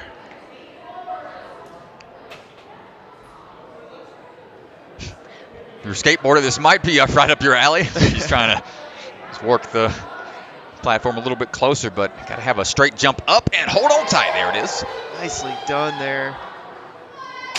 And not enough salmon power on that move, and that's going to do it for her time. Yeah, that'll be it. Take another look here, and you can tell it's a tough move still. You want to try to get that swing just right. Got to go out and around, and not quite able to get there. Nice try. Good run from Ashley. Making it farther into the course. Last runner with Taylor Greene, reigning defending champion from season 1. Taylor on the move. Another Colorado local here. Yeah, Taylor Greene, defending champion. She's only ever taken first at NSC. She's never not taken first. Oh boy. Well, okay, DeGangi, remember what happened last time. You start coming out with these stats. Let's commentators curse. I will Don't shut let us up. strike. We gotta let the people know what the situation is, so it's okay to share some facts. So we're not trying to curse. I just want the audience to know the facts. I'm not. This not is trying in no to curse way. folks out here. She's so fun to watch, though, Strat. Like the way that she runs courses.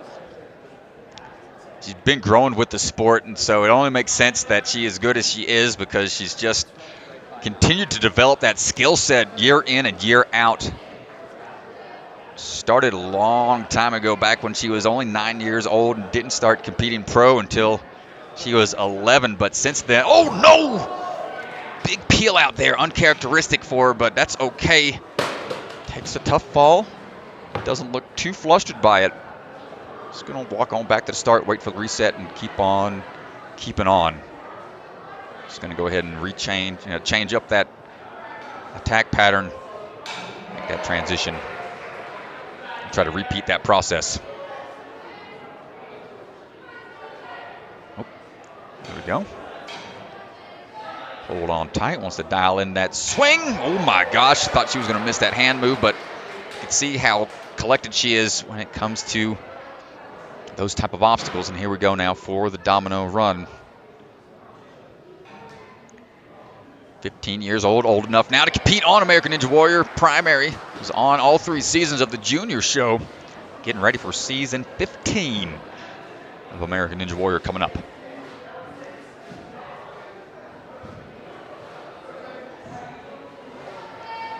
Here we go with these vertical limit rotating arms. No problem on the first. Transitions to the second. Got through this during the open. Gets through it one more time. See how she handles the cliffhangers. Minute and 30 seconds to go.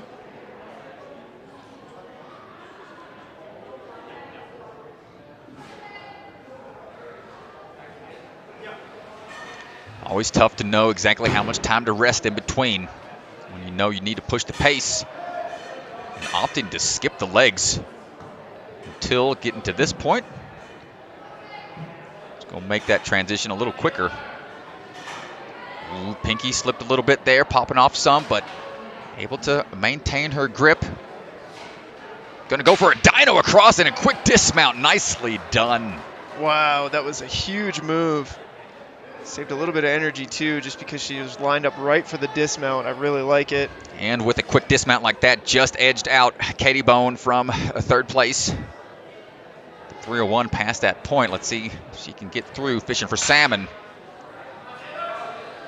Skateboards her way to the finish point of the track, hopping up for the flying bar.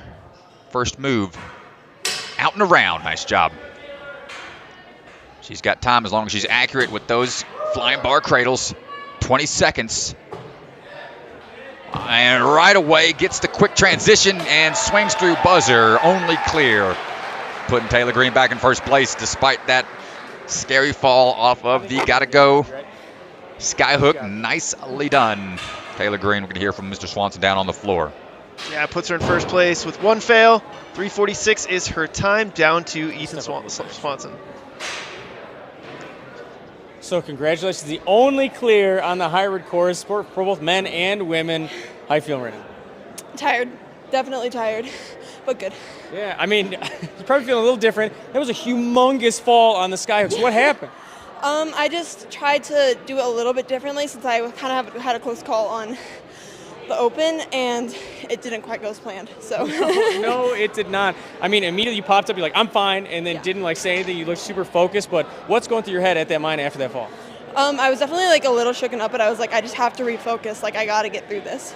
So, I mean, obviously, I feel like it didn't phase you for the rest of the course. Is it like once you get back in the obstacles, that's just gone? Yeah, I was definitely shaky like on the steps up to the agility, but after that, I felt better and back into it. Well, amazing run. Again, another hybrid clear for you. Congratulations, sitting in first. Thank you.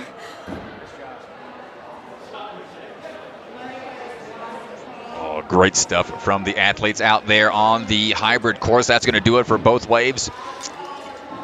We're going to be getting transitioned into the speed course as we take a look at the leaderboard here, brought to you by Silent Ninja.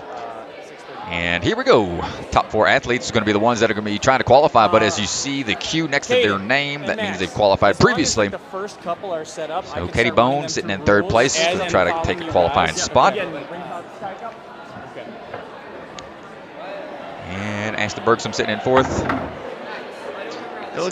All the women, if they're not qualified, they will be qualified. There are four women in the finals right now, so all women have qualified. So congratulations, but we are looking to see who's going to win that prize money at the end of the day. And fighting for that cash and bragging rights and better placements in the finals. Good stuff. So that's going to do it here for the hybrid round. We're going to take a quick break. Athletes are going to walk the course for the speed course, and we will be back shortly. Stay tuned. We'll put up a countdown timer. Should be about 6:35 for the first runner. We'll throw some commercials up, thank our sponsors, and then we will put the countdown timer up, and we'll be back soon. Back in a bit, folks. Thanks a lot.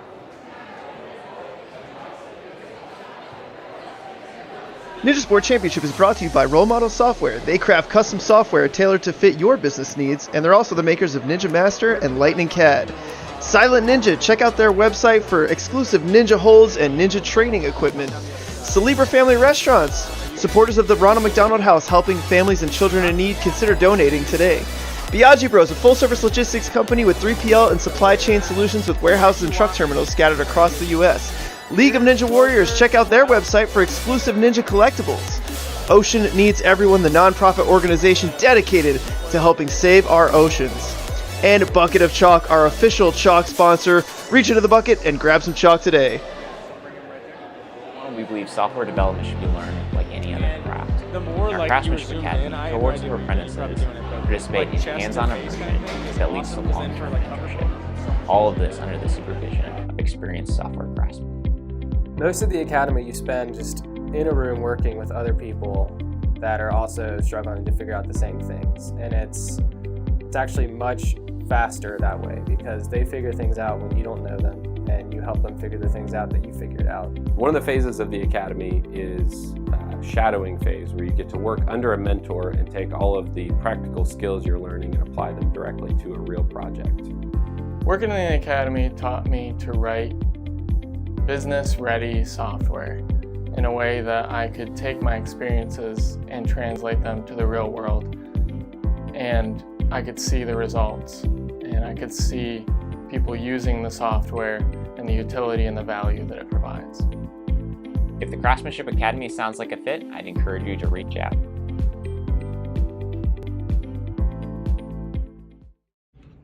Have you ever experienced extremely sweaty hands?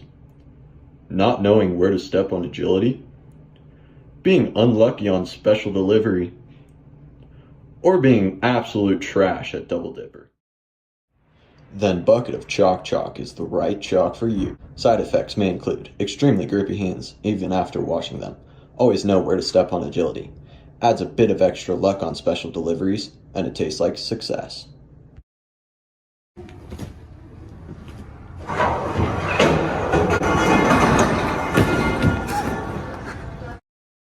Hi, my name's Enzo D. Ferrari Wilson, and I am the founder of the ocean conservation organization Ocean Needs Everyone, and we are proud to be a sponsor for Ninja Sport Championship Season 2. I'm here to tell you today about 3 reasons why you should help the ocean. 1. There's so much left to discover in the ocean, 91% of marine species are still undiscovered. 2. If we don't help soon, there's a projection that by 2050, there will be more plastic in the ocean than fish. 3. Without the ocean, we wouldn't even be here right now because it gives us 65% of our oxygen. So even if you don't live near an ocean, go out and pick up some trash because it will make a difference. And one final bonus reason why you should save the ocean is because it's nice and refreshing.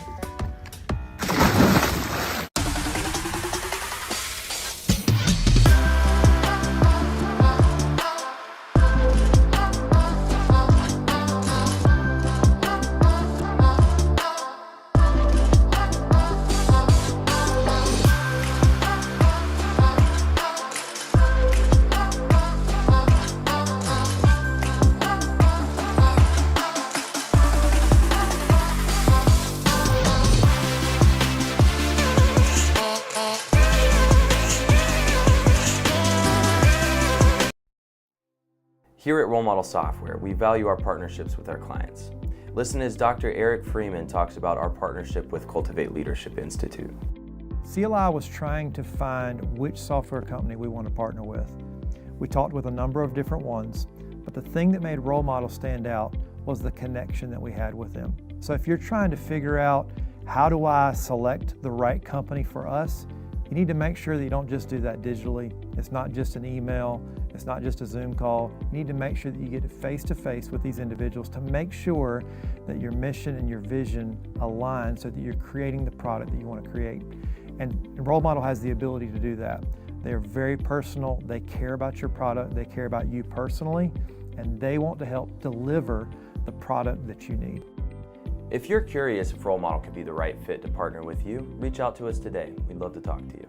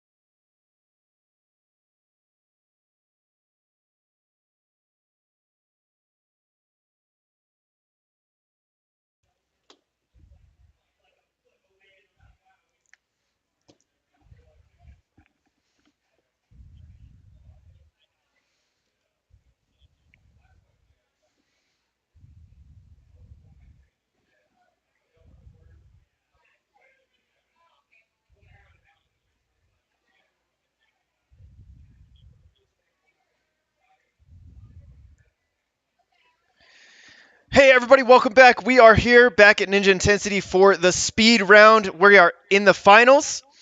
Our top 10 men and top 10 women from the Open are set to take on the speed course. Here's a quick look at the speed rules. Course is focused on flow and efficiency, time limit 3 minutes, and they will be utilizing the retry system. So athletes get 3 attempts per obstacle, and if an obstacle is failed, athletes will reset on the starting platform and must complete the obstacle to move on. This course is going to be quick. It's going to focus on how efficiently can you get through some of these obstacles, and you don't want to make any mistakes because that will severely slow you down.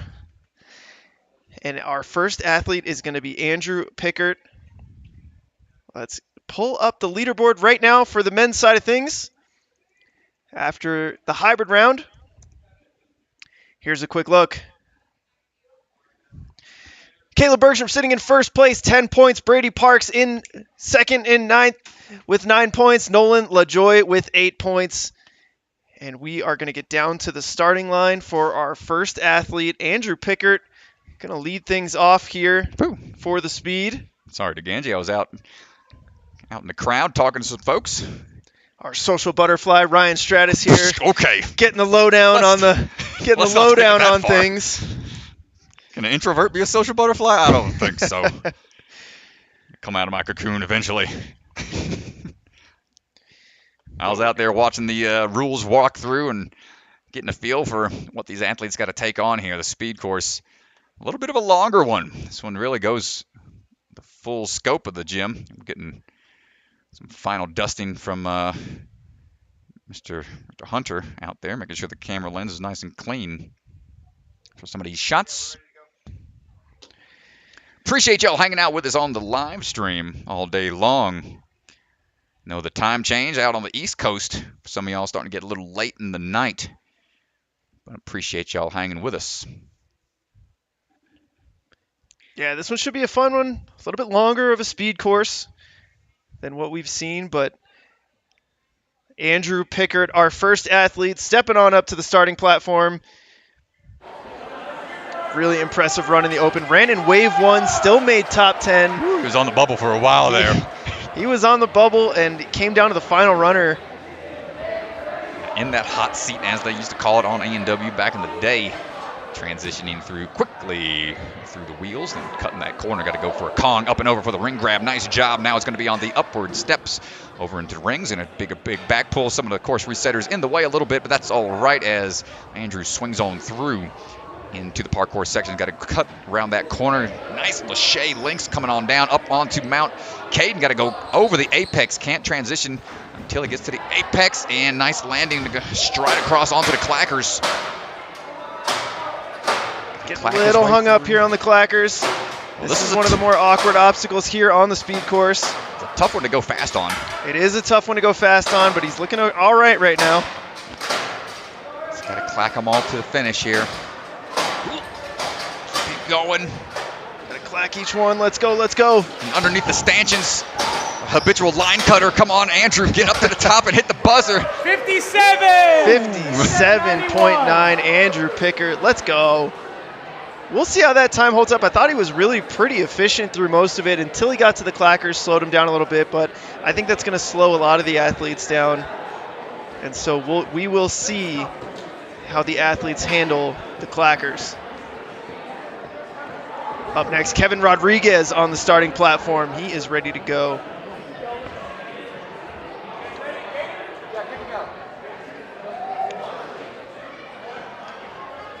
And here we go. Kevin on the move. He's going to take his swings on. His wheels overhead to the finished platform. There's going to be a Kong up and over. Hands only on the red. He cuts that corner, stepping up over onto the platform. He's got to bring that ring with him. Swinging through, up and around. Got to take it through the bars. Going to monkey bar his way through. Nice switch grip transition into the mountain climb. Up and around. Nice high grab. Impressive stuff there. Committing to the swing across. Now we've got to go on to the clack attack. And again, these clackers, these are going to slow down these athletes. See how efficiently they can move through. Like the monkey bar tech, up and over. Got to cross through. Up and over. Big pull up, almost like a one-arm pull up to a degree. He's got 2 more to clack here. Little ones. Got to go under the stanchions. Crawling underneath. And to the buzzer, 56.8. You need to top out. As soon as you hit that buzzer, you're good to go. 56.8, Austin Gray, your next athlete on the starting line. Austin dealing with a little bit of a cut lip from the first round in the hybrid. Came down hard, kneeing himself in the face. Coming up short on a dismount. Got that cleaned up. Now he's looking A-OK out there.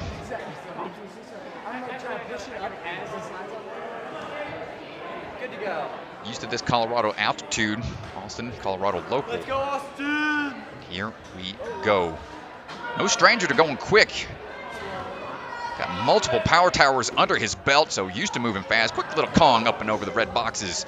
Into the climbs up and over into the ring transitions. Ooh, the ring swing gonna be a little hung up on him. And oh, he's really hung up here. Unfortunate here. Oh, he drops the ring. He's gonna take a fail here. Oh, tried to reset it, just getting a little flushed with 5-second reset, and here we go again. Let's see what he decides to do. Gonna have to take a back swing. Make sure he's got enough swing into it. That's gonna be a frustrating fall for him, but see if he can try to salvage some of his time here as he makes some quick transitions around the bars, up and over onto the apex swing. Ooh, right on the corner. Good to go. Crossing into the claggers now.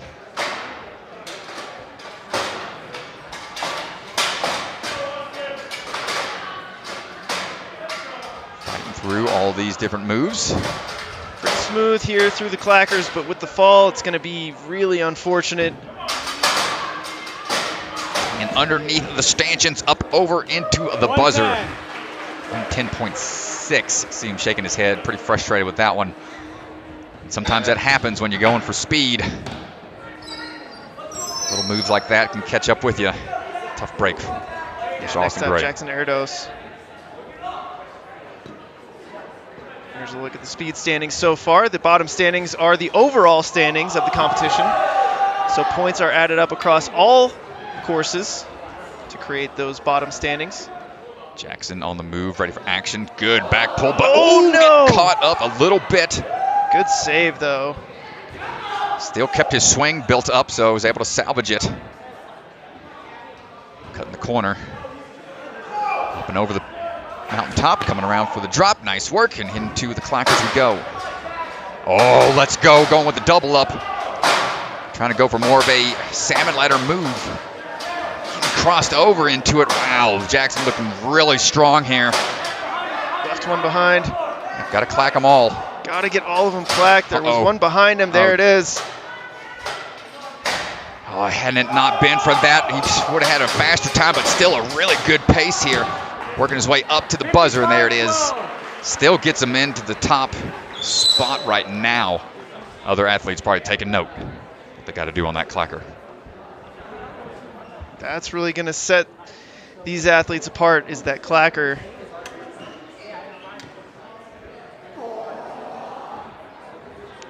Brady Parks coming out of Obstacle Ninja Academy down there in Orlando, Florida. Getting ready to rock and roll. And going with that little match tech to help bump his way through the overhead wheels. Kongs up and over. Into the step-ups.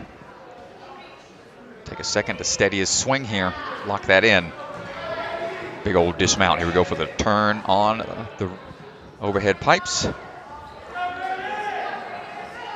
Up and over Mount Caden. My goodness, goes for the elbow drop from the top rope. Oh no, he didn't get it. He's gonna have to reset here. 5-second reset.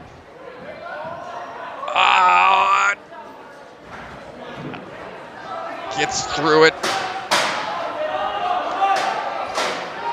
Fight for it here.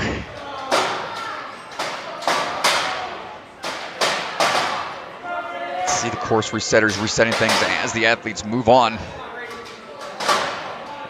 Yeah, just in case. They got to be ready for that reset. Brady working his way through. He doubles up on the last one. Going to go underneath these stanchions, trying to slide cancel his way up and over like Modern Warfare, and hits the buzzer. Tough break coming off of the top from the mountain.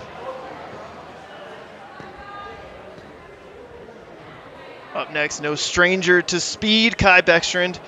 Yeah, winning the Wolfpack Ninja event back last summer. Let's go, Kai. See how he does out there.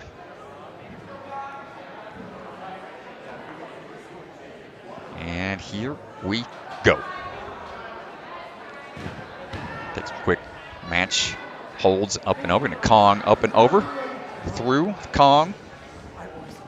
And, oh, taking the ring. Big old swing through, nice hip tech to get out of there quickly and just sprinting his way over to the bars. Here we go now for the mountaintop. Yeesh, no back ball, needs to reset. Gotta go back. Just trying to rush. Big push out. I think sometimes when you're rushing like that, it can be real easy to make a slight mistake. But man, he is throwing these clackers down like nobody's business. Still trying to go for an fast time here, up and over to the warp wall. Buzzer. Woo, 53.02. 53.02 puts him in first place, even with the mistake. I think we're going to go down to the floor with Mr. Swanson, who should be standing by with Kai Beckstrand. First place on the speed. 53.02 puts him in fourth place overall at the moment. So we know that speed, you dominate speed, and you had a slip up on the pyramid, but even with that, you're still in first place on the speed right now. Let's go. That's great. I was a little nervous about that one. Yeah, I mean, yeah, a little bit. So what happened over there? How did you get caught up? I just jumped a little too early. Didn't have any swing on the rope. And I just tried to pull off it, but... Well, right now, sitting at 53.03. Without that fall, I mean, was there a time that you were shooting for, trying to get sub 50 or what? Just sub 50, yeah. Well, definitely doable because that's at least, 7, 8 seconds, something like that. Yep. Not exactly what I wanted, but it's all right. Yeah, we'll sit in first right now. Okay. Congrats. Thank you. Kai Beckstrand sitting in first in the speed, even with the mistake. It's so impressive how he's able to recover. It's a 5-second penalty, and he's still sitting in first place. And now Caleb Bergstrom is going to have something to say about it. Rocking the Phil Send shirt. Phil Folsom, one of the shocking exits from the open round. Yeah, took some hard falls on that diamond dash. And here we go. Caleb on the move, going to take a shortcut, just go for a few moves there. And kicks that finished platform out of the way, floats his way up and over, almost clears the entire thing without even grabbing the ring. See, getting a little hung up here, but wants to get a backswing so he can lock this throw in, lock it in, and keep it moving. Going for these bars going around the corner, up to that mountaintop. Ooh, taking a swing back. He's hung up here. Nice, dropping down, that's okay. Better than a reset. Over the clackers. Get it on tight, keep it moving, but clack them all. Keep on fighting. See the Grimace just fighting through this one. Keep going. Underneath. Crawling through. Buzzer. 53.08. Flat. Nicely done.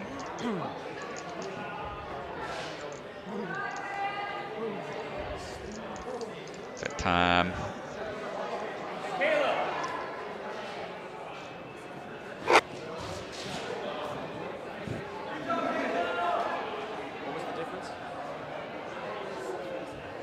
So let's go down to the floor. A 0.05 second difference between Kai and Caleb. Let's go down to the floor with Ethan Swanson. So we're here again. You're out of breath again. And I don't know if you know, but that was 0.05 seconds slower than Kai's time. So you're sitting in second place on the speed. All right. That is what it is, What happened? I mean, both you and Kai, amazing speed athletes, and both got caught up on that rope on the pyramid. Bigger swing than we thought, It's just the way it goes. We both jumped to it quick. At what point did you know, immediately kicking out, or was it you almost committed to the jump? Yeah, I knew as soon as I grabbed it. I just felt the rope wasn't loading fast. Yeah. Well, I mean, I won't ask you too much because you're out of breath right now, but you're still sitting in second place on the speed after your amazing hybrid run, too. So congrats, and we'll see how Burnout goes. Appreciate it. Thanks, Juan.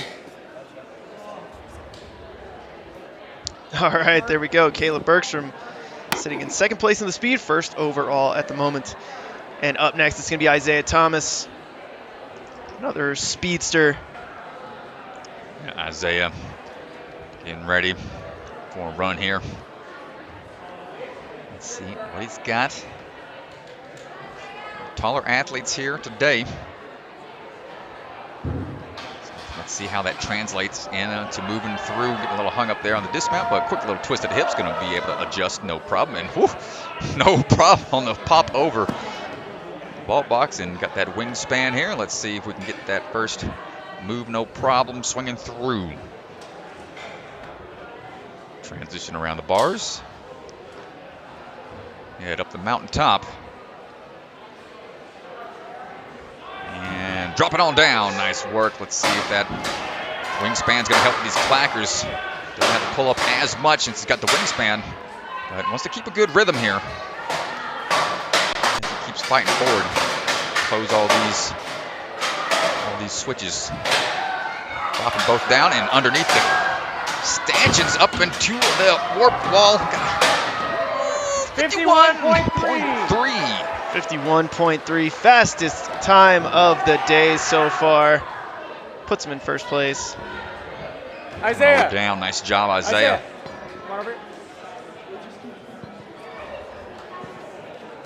Let's go down to the floor with Ethan Swanson. Hey, he's already out of breath. So you came over here, you're sitting in first place right now, but you said you messed up so many times. What do you mean? I stalled on here, I messed up on my hand grips. Stayed up on the little triangular thing for quite a while, and that's about all. Extra swing here too. Well, I mean, still fast enough for the fastest so far, but I mean, specifically on that big pyramid, did seeing Kai and Caleb get caught up make you kind of pause a little bit there? It did a lot. After watching everyone mess up quite a bit, I was just going with the flow. I wasn't trying to rush too much. Well, I mean, amazing run, and then also got to talk about in the clackers, jumping out and immediately clacking both of those in your jump. That was amazing. I didn't mean to do that. Because I was just running, and I jumped, and then I was there. So, well, it worked out great, man. Fastest time so far. Congrats. Thank you, man. Yeah, great stuff there from Isaiah Thomas. Built different. It showed right there. Cruising through the speed course. Mr. Cinella getting ready to run.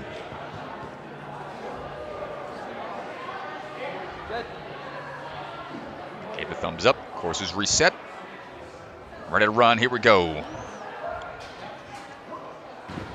Swinging his way through, no problem. Going to cut that corner. Going to skip that Kong. No need to hands on the block. Just wants to swing his way straight off of the ring. Gonna hook onto that last hook. Bicycle kick activated. Some more bicycle kicks going to be required here. Not too many, but up and into the mountain climb we go. Swinging on out. Watch that foot, keeping that leg up. Nice job. Somehow kept the foot up there. Jeez. For that salmon ladder type throw, but it can be a little tricky if both sides don't go up at the exact same time. Slowing down a little bit here. Still moving on. Salmon ladder throw all of these down. Dropping underneath these stanchions. And there's the buzzer, 57.6 for James Cinella.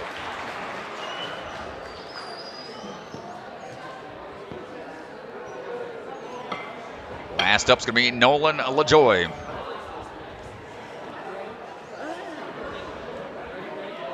Eyeing up where he's got to go. Putting on the jams. Here we go. Moves, going to match where he can. Swing it through, drop on down, coming around the pillar, up and over the Kong box. Heading up the steps. Swinging through. Ooh, good adjustment there, able to save it. Transition over and onto the bars. With a swing around. Good use of the change of direction. Ooh, right on the corner there, still moving on. Up and over. 1-2 seems to be a good pace here that he's setting. Nice transition, good power moves here, trying to get into a good spot for these last couple. Hung up there on that one. You hear the crowd pushing him on here, wants to see a faster time. If he can get any quicker, it's going to be close. Buzzer. 49.60.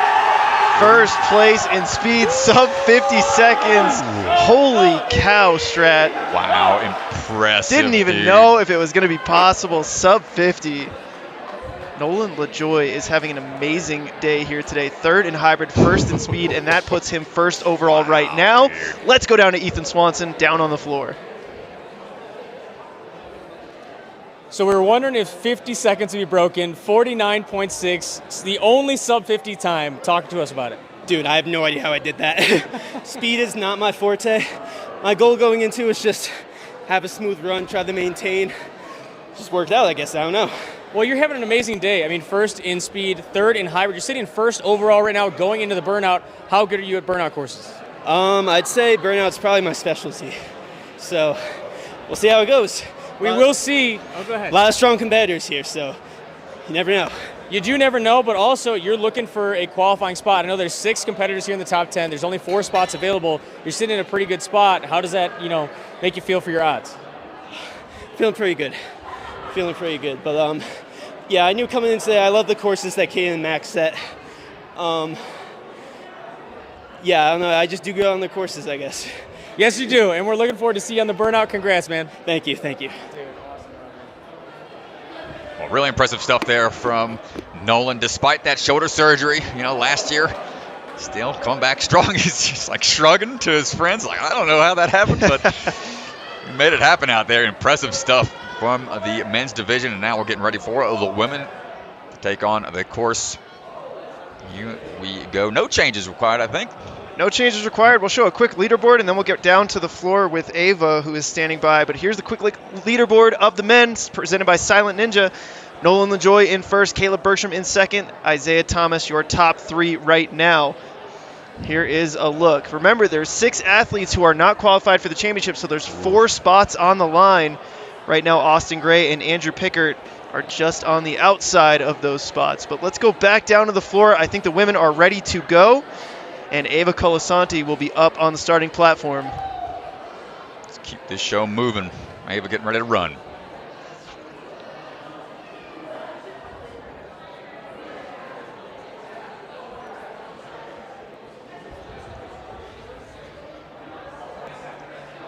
Yeah, I think out of all the speed courses we've seen all season long, this is probably the most I'd say challenging out of all these different courses. We've seen a lot of mistakes made thus far and resets required. A lot of mistakes, and especially the clacker, people not really coming down to how smooth you could be on that clacker. So fun to watch for sure, but here we go.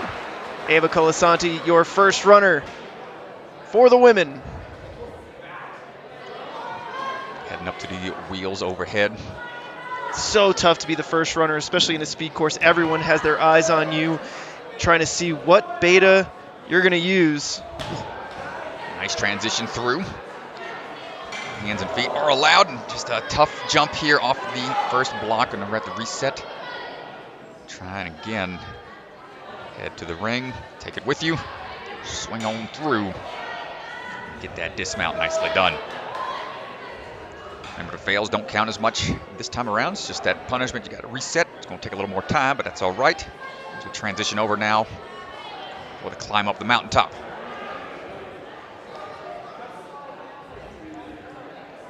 That's a scary transition, trying to get into a good position here. Going to ping off the wall. You want to be a little bit lower on that rope to help swing out to it. So she's going to work her way down the ramp a little bit to help swing over. Kind of like a half pipe attack. Watch out for the knots on the bottom of that rope. And those are the little technical things that you'll start to see, and that's why it's so tough to run first. Other athletes will be looking at that, trying to strategize now how to avoid that situation. And unfortunate for Ava having to run first, but able to get through 125. Right on the money for 125 or so. A little bit of change there, 125.06 official time on the bottom of your screen. Clackers aren't required to be transitioned over, but still a lot of moves required to be made. Taxing that grip for the burnout coming up next.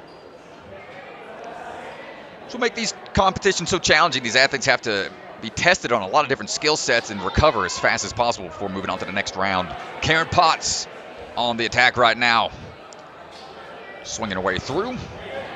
Coming on down. Side pillars are in play. Hands and feet okay on the red block. Into the ring transition. Good clear on that one. Cup up and around. Going to make these bar transitions smooth as possible. A little hung up there on the dismount, but able to get through. Let's see this big swing here. We saw a lot of the men have trouble with this. Ooh, coming in hot and right on the corner. Nice job, Karen, able to maintain that momentum. Yeah, it definitely sends you at a weird angle. These small monkey bar-esque moves and underneath the stanchions like you're trying to work your way into a better position at the airport. And nice job. Karen, sub-minute. Don't do that at an airport. They might look at you like you're crazy. Getting a lot of trouble.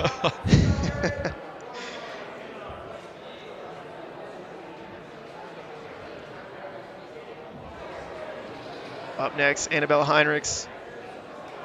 Tough run for Annabella on the hybrid. Wasn't able to get through the sky hook.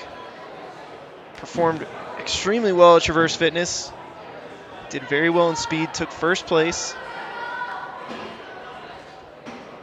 Let's see if she can have that kind of performance here on the speed round.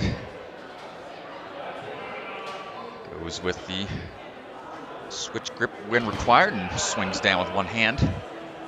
Top of the block and hopping down right away and gets the dismount right there on the ledge. Nice job. Go on the ring transfer. Nice backswing. Nice, pretty smooth so far. And skims the pad on the way down. Yeah, she caught the heel. Not clean enough for full clear. Ooh, hung up as well on that one. Gonna have to steady those hips, make sure she's good and straight. Gets it that time around, heading on over for the bar transitions around the pillars.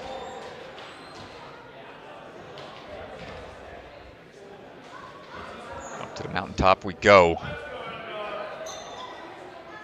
Grab that rope and watch out for the swing. Ooh, coming in hot. Nice job. I like that tech there. Yeah, that was really nice. Just settled back and was able to figure out the angle from the top of the mountain. Swing into it. Gets the dismount and go ahead and head onto those stanchions. And hit the buzzer. 119 puts her in second place in the speed so far, but a lot of athletes to go. See. Megan O'Toole up next. Ninja Intensity, local athlete. Final clarification. Let's see her plan of attack here. Pillars are in play. She's going to use that to her advantage, try to get into a better position here. Monkey bar nice. Oh my goodness, Strat. Oh, nice job indeed. Going to head on over to that trampoline jump, climb on top, steps through, cutting that corner. That first obstacle was so nice. Yeah, nice work there, making sure she stayed nice and smooth at those monkey bar transitions. Ooh, not enough swing though. Excellent transition to be able to spot that ahead of time and still keep it moving smoothly. Great stuff, Megan. Really looking comfortable out there. Let's see if she decides to do the same thing we just saw. She goes a little bit lower, but still pulls through, hits the corner, and that is okay because she went forward past the plane, didn't fall backwards.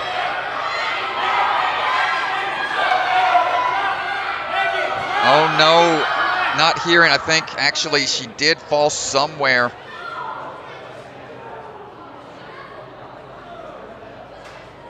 Oh, it was because it was the start platform for the following obstacle, so she had to wait for a 5-second reset because she fell off to the side, so she still had to stay on the platform.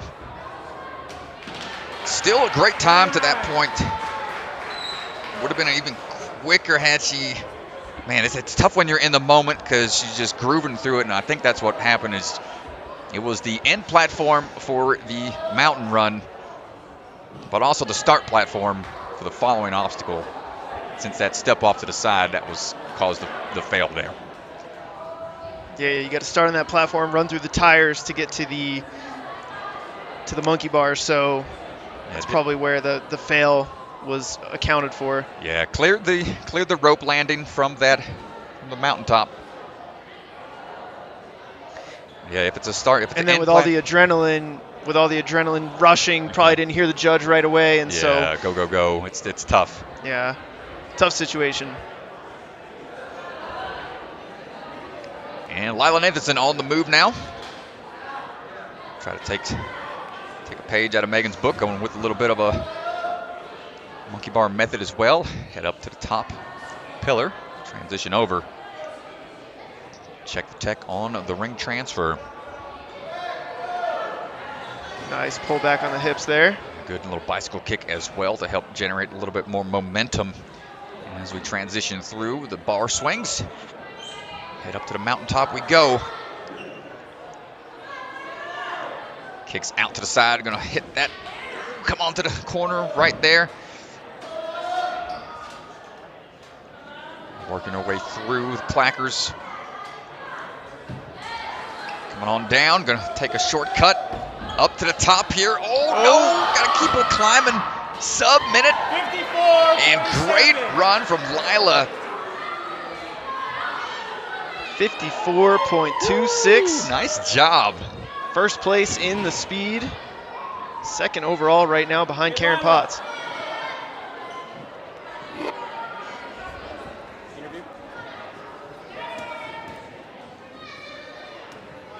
And it looks like Ethan Swanson is going to pull Lila Nathanson aside. Let's go down to the floor. So 54 seconds puts you in first place right now on the speed. I can't believe it. I've just had a really bad season, and I've been working my butt off. So it's great to see the improvement. I just know how to top out on a wall. Well, so you say you're working really hard. Obviously, it shows. But what kind of stuff are you working at home? Where's your home gym? Where are you training? So I train at Rock Solid, but I take privates at Warrior Tech with my coach Justin, and I've been working on Burnout because that's something that's ruined a lot for me in the past. So I hope I can make a difference today. Well, hey, Burnout's next, so lucky us, we get to watch you see how much that hard work is paying off. Thank you, Ethan. Congrats. Congratulations, Lila Nathanson. First place in the speed right now. A couple athletes to go still, including Emily Keener, who's going to step onto the starting platform. Yeah, that was just a flawless run there from Lila. I'm going to transition through everything pretty smoothly. No hiccups. And Emily attacking the course right now. We're going to go ahead and transition through those wheels as best as she can as cut that corner. Nice broad jump up there off the trampoline. Climbing up now for the ring transition. Take it through. Match it and throw. Gets that dismount, no problem. Take it around town through those bar swings. Head up to the mountaintop. Trying to transition through and around. Oh, coming on through. Watch out, coming on down. Nice. Oh, nice Good speed here through the monkey bars. Oh, no, the backswing. Underneath. Up and over. Still a sub-minute. Great time. 51.75 is going to be her time. Emily Keener, nicely done. I think if she didn't have that slight backswing there, it would have been sub 50. Oh, boy. Can I do the interview? What a run. Let's pull Emily back to the interview. Down on the floor with Mr. Swanson. Max Feinberg going to do the interview. Let's go down to the floor. Max, ask easy questions. I will. So, you just put up the fastest time on our speed course, right, Swan? Very exciting. How you feeling? Yeah, I'm a little bit out of breath, but it was fun. I like the course. I'm glad it was fun. And how are you feeling about the whole day in the competition? I'm a little bit tired, but it's okay. Just go one more course. One more course. I'm not getting hired anytime soon, am I? We're still going? One more question. And what's your favorite color? Purple. She said purple. Good job. Thank you, Emily. I'm gonna walk away now.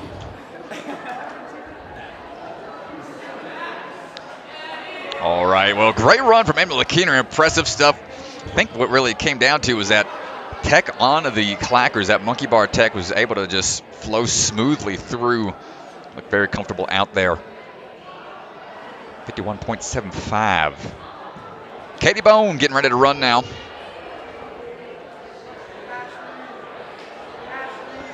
Well, she's certainly known for speed climbing.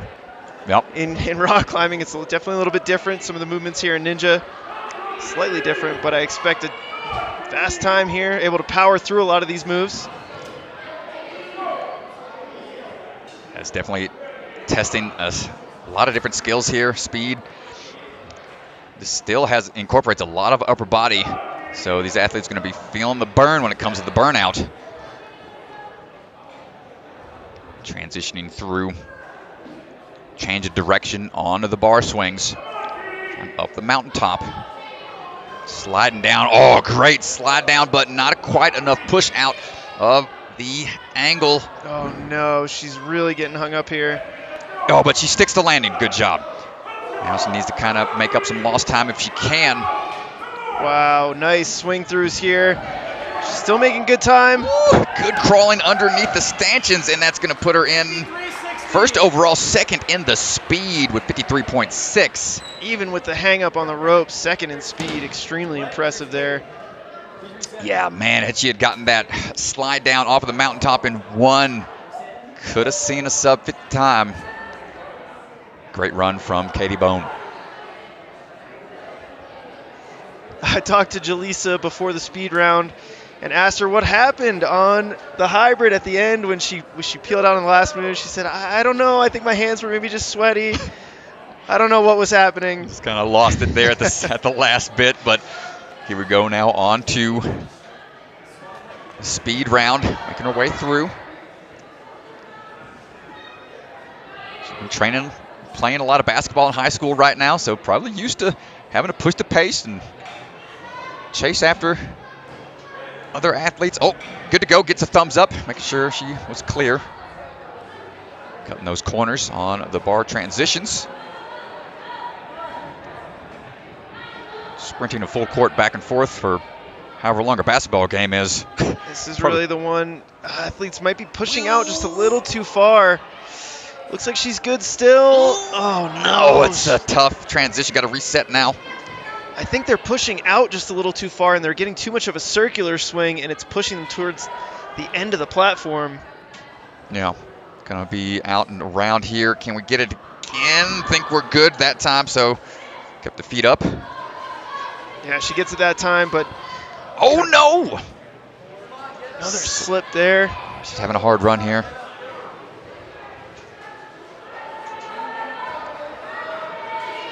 But getting a little flustered off of that rope. Probably taxed that grip a little bit more than she was expecting.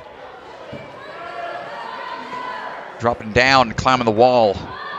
And that's going to be her speed run. Having a hard time 129 this time around, but that's all right. Hopping down, nice try from Jalisa. As the Bergstrom on the start line, ready to run.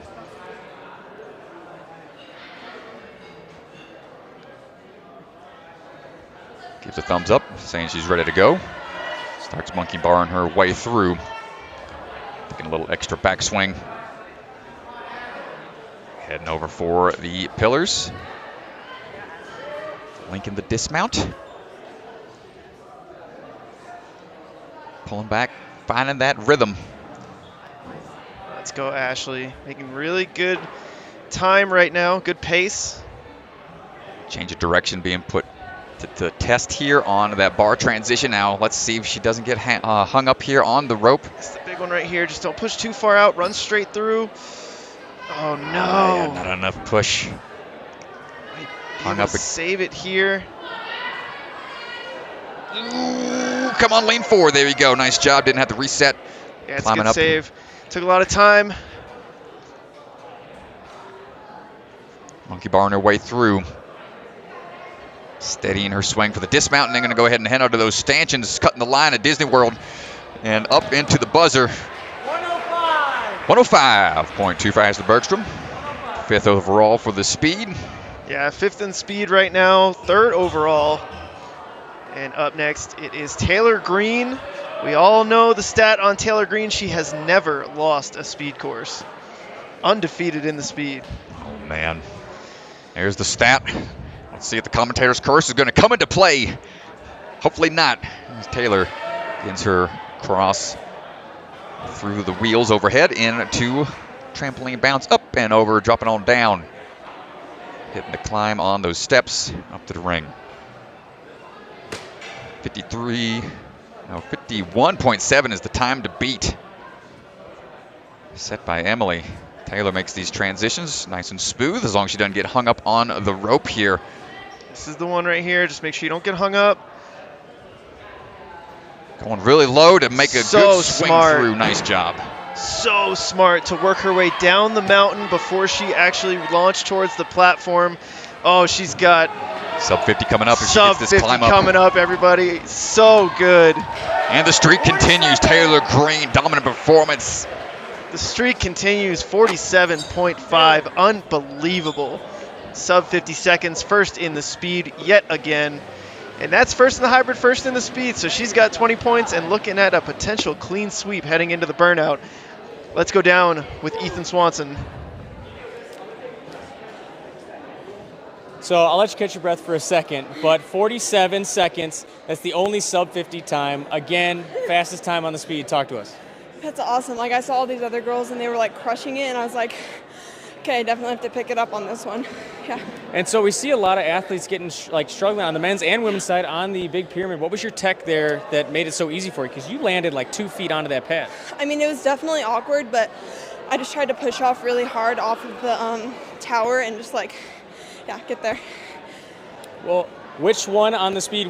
Speed is probably one of your favorites, but what obstacle on the speed would you say is your favorite on this course? I liked this one with the big dismount, the hooks. The sky hooks? Yeah. Yeah. Well, you made it all look great, and we're going to see you on the burnout. What are you thinking going into burnout course? I'm excited for it. It's a fun burnout course, so yeah. Well, we're excited to see you there. Congratulations, sitting in first right now, both in the hybrid and speed. Awesome. Thank you. Nicely done, everybody. Nicely done. That's going to do it for our women's division. Taylor Greene continuing the streak of dominance in that speed category and across the board, looking for another clean sweep. Taylor Greene already qualified, but sitting in first place, looking to add it to the prize pool. All her winnings from various competitions. Katie Bones sit second place right now. Keener and Ashley Bergstrom.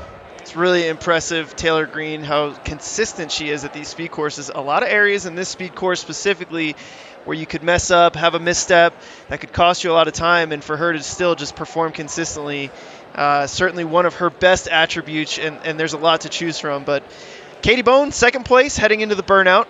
Got to feel good about that. She's certainly a burnout athlete. Emily Keener, also great performance so far today.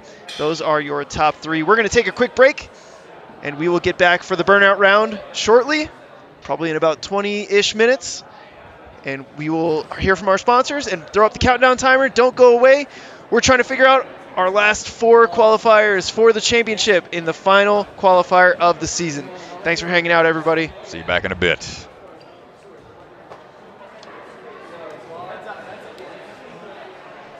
Ninja Sport Championship is brought to you by Role Model Software. They craft custom software tailored to fit your business needs, and they're also the makers of Ninja Master and Lightning CAD. Silent Ninja, check out their website for exclusive ninja holds and ninja training equipment. Celebra Family Restaurants, supporters of the Ronald McDonald House, helping families and children in need. Consider donating today. Biaggi Bros, a full-service logistics company with 3PL and supply chain solutions with warehouses and truck terminals scattered across the U.S. League of Ninja Warriors, check out their website for exclusive ninja collectibles. Ocean Needs Everyone, the nonprofit organization dedicated to helping save our oceans. And Bucket of Chalk, our official chalk sponsor. Reach into the bucket and grab some chalk today. Ninjas, it's time to take your training to the next level. You need a ninja course in your backyard, and FitBuild offers a range of beginner to elite level courses. All builds are completely customizable and designed to fit your ninja needs. Build slots for 2023 are filling up fast, so contact FitBuild now to secure your spot. Check them out online at fitbuild.co or on Instagram at Fit Build Co.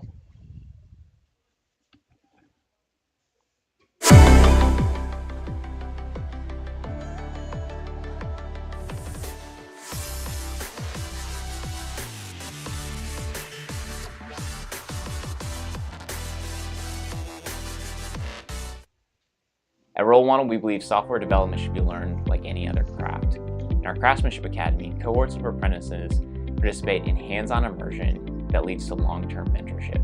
All of this under the supervision of experienced software craftsmen. Most of the academy you spend just in a room working with other people that are also struggling to figure out the same things. And it's actually much faster that way because they figure things out when you don't know them and you help them figure the things out that you figured out. One of the phases of the academy is shadowing phase, where you get to work under a mentor and take all of the practical skills you're learning and apply them directly to a real project. Working in the academy taught me to write business-ready software in a way that I could take my experiences and translate them to the real world. And I could see the results, and I could see people using the software and the utility and the value that it provides. If the Craftsmanship Academy sounds like a fit, I'd encourage you to reach out.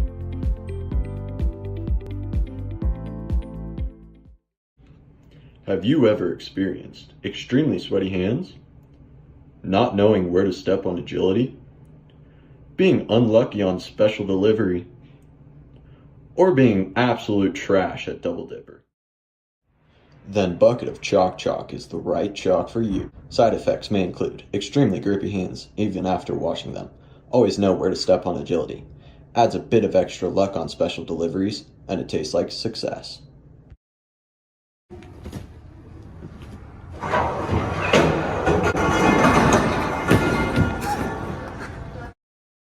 Hi, my name's Enzo D. Ferrari Wilson, and I am the founder of the ocean conservation organization Ocean Needs Everyone, and we are proud to be a sponsor for Ninja Sport Championship Season 2.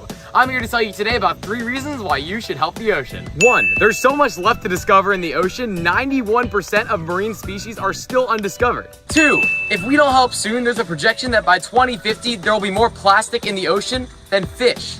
3. Without the ocean, we wouldn't even be here right now because it gives us 65% of our oxygen. So even if you don't live near an ocean, go out and pick up some trash because it will make a difference. And one final bonus reason why you should save the ocean is because it's nice and refreshing.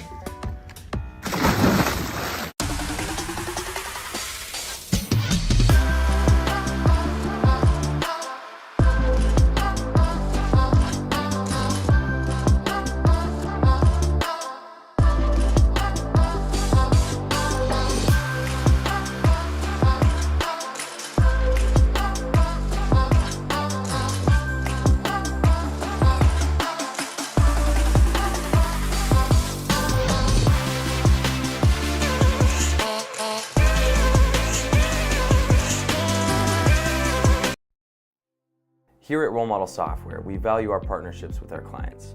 Listen as Dr. Eric Freeman talks about our partnership with Cultivate Leadership Institute.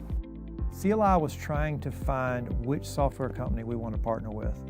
We talked with a number of different ones, but the thing that made Role Model stand out was the connection that we had with them. So if you're trying to figure out how do I select the right company for us, you need to make sure that you don't just do that digitally. It's not just an email, it's not just a Zoom call. You need to make sure that you get face-to-face with these individuals to make sure that your mission and your vision align so that you're creating the product that you want to create. And Role Model has the ability to do that. They're very personal, they care about your product, they care about you personally, and they want to help deliver the product that you need. If you're curious if Role Model could be the right fit to partner with you, reach out to us today. We'd love to talk to you.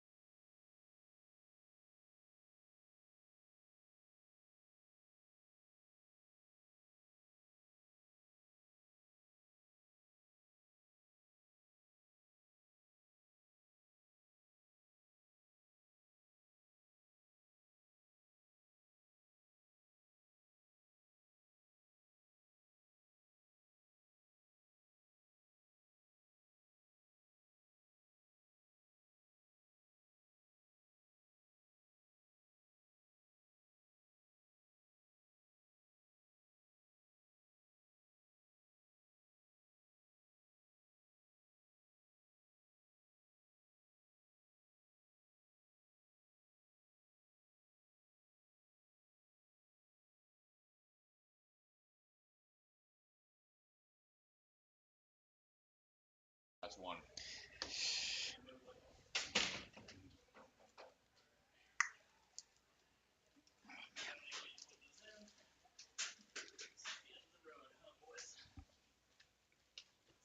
Bring us home, Homelander. Thanks.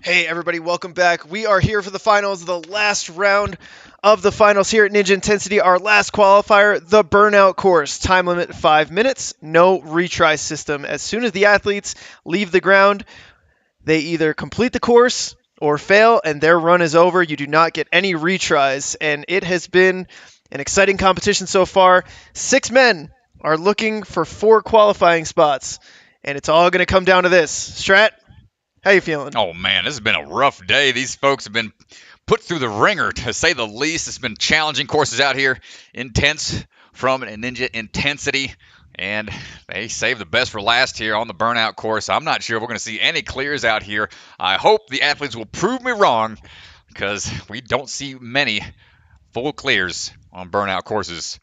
Let's see if we can get somebody through to a buzzer today. Starting things off for us out on the course right now, Mr. Pickard. My guy, Andrew Pickard, leading the charge. Made top 10 today. It's only his second NSC that he's ever done. Really strong performance. He's ready to hit the cliffhanger here. This cliffhanger has seen some mileage today, ladies and gents. This is a nice transition up. Now he's going to be moving through floating cliffhangers. Back down. Now it's going to be a underneath reach to the ring. Nice work. For his first area he can chalk if he wants to, but taking the cane now. 1 cane. Now it gets to be a little bit of a higher risk transition. Cane tech. We've seen a lot of it being put on display. These athletes have to take the other cane with them into the operation. Oh. He peels off on the move to it. Once he had 2 hands spaced out, just lost the traction. Not sure if that was due to the pump, flash pump, or just a slight misgrip. Yeah, it looked to me like a little bit of a misgrip there. Unfortunate there, Mr. Pickard.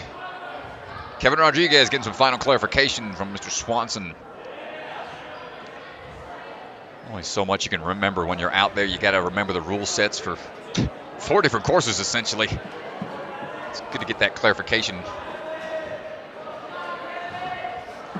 best as possible. And here we go, Kevin on the move, trying to get through smoothly. Nice swing underneath into the canes, and ooh, nice transition right onto the wheel. Here's the tricky part. Yeah, this is the part that's really going to tax you. Ooh, little hung up. Careful! Oh. He's going for a fast move there and just overshot it. You can see the disappointment there. He was looking comfortable. Sadly, dropping down early on the Burnout. That's the risk of those cane moves. Saw those introduced on stage 3 on American Ninja Warrior a while ago, and now they've been all the rage. Austin Gray, no stranger to stage 3 courses, making his way through. Quick transitions. No stranger to stage 3. Nice work. Looks for that transition here, hopping over. Watch those spokes in those wheels overhead. Nice control. Grabbing the candy cane, got to flip it around. Ooh, a little bit. Gotta be careful on those flip arounds, but into operation. Whoa, that thing is so slippery. Operation / Rainbow Road. Gonna go for the figure 4 technique. Ooh, let's go. That's smart here, really utilizing the leverage to stay nice and high here as he transitions through. But now he's got to he might have to unhook and rehook it from a different angle because he can't twist around. He's trying so hard to twist around. I mean, it worked. Yep, that panned out for him. Let's see if he can do it with a little more swing so he doesn't get hung up. But staying in a pretty relaxed position. He's got the leverage locked in, so this might be the beta we'll see moving forward for the other athletes. From here, he's got to flip it back around, change the hand position, careful, maintains contact that time. Nice job, Austin. Come on, man. Yeah, and he's already been off the ground for 1 minute and 45 seconds, almost 2 minutes. Just relying on your hands. It's a long time. Well, here's something we haven't seen introduced yet. It's a split decision on the burnout. They get their choice. One side is more of a static type obstacle with a zip line and a tough hold, a cowbell. Other side is going to be more dynamic, requiring you to do some sideways laches. I think he's going for the sideways. Sideways move. He's got to go up to that small one or go straight into that far one. And not able to make the up move there. Tough break. Hands just couldn't close back. And a tough move, but great run from Austin. Yeah, I mean, you could see, so deep in the course. Your hands are so taxed, you could barely open up.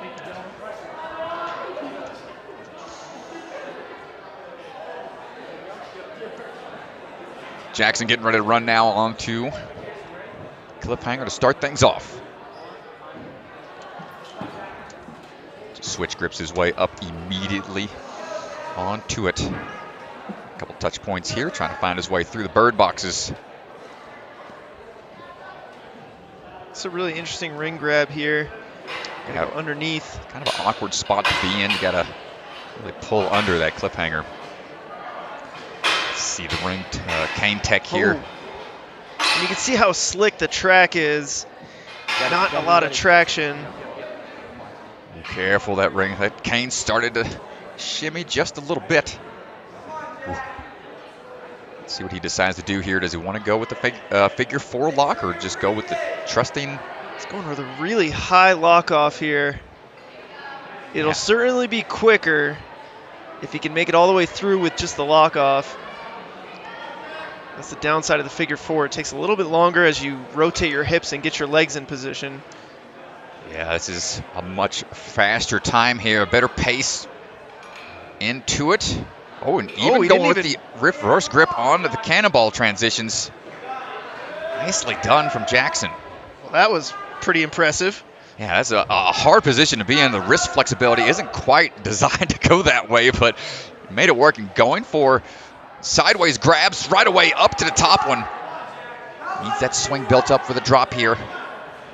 Down and around. You got another one you got to go up to. Nicely done. Come on, Jackson. As long as those hands can open and close, he's looking strong here. Now on to the ropes. Got to lache out to those two. Then it's a sideways move over to the dropping ropes. Sliding down a little bit. You can see that the ropes are connected, so when one drops, the other one rises. This is so difficult this late in the course. Oh my gosh, yep. Hitting it hard there on the way down. Jackson, impressive run. Man, I really want to go back and look at that operation because when he puts these canes in and keeps them upside down, doesn't have to waste any extra moves, flipping his hands around. I thought that was really smart from Jackson. Yeah, and the canes just happen to be in a good position where they doesn't cause too much torque on the wrists either, so it just happened to work out perfectly that way. No extra moves required. Brady Parks, representing Obstacle Ninja Academy down in Orlando, Florida, getting ready to go. Now they've got a huge competition coming up in March. Their Ninja Femme female-only competition coming up in a bit. Brady on the move here. Let's see what he's got.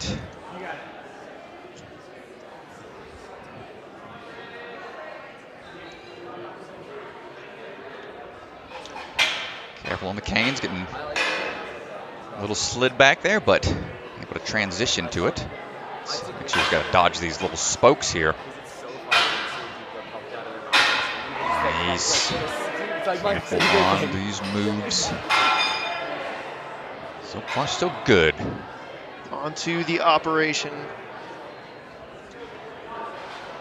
Oh my gosh, popping off, but able to maintain his composure. Swing He's really low here, not locking off. Might have to match and pull up and try to lock off a little bit or go for the figure 4.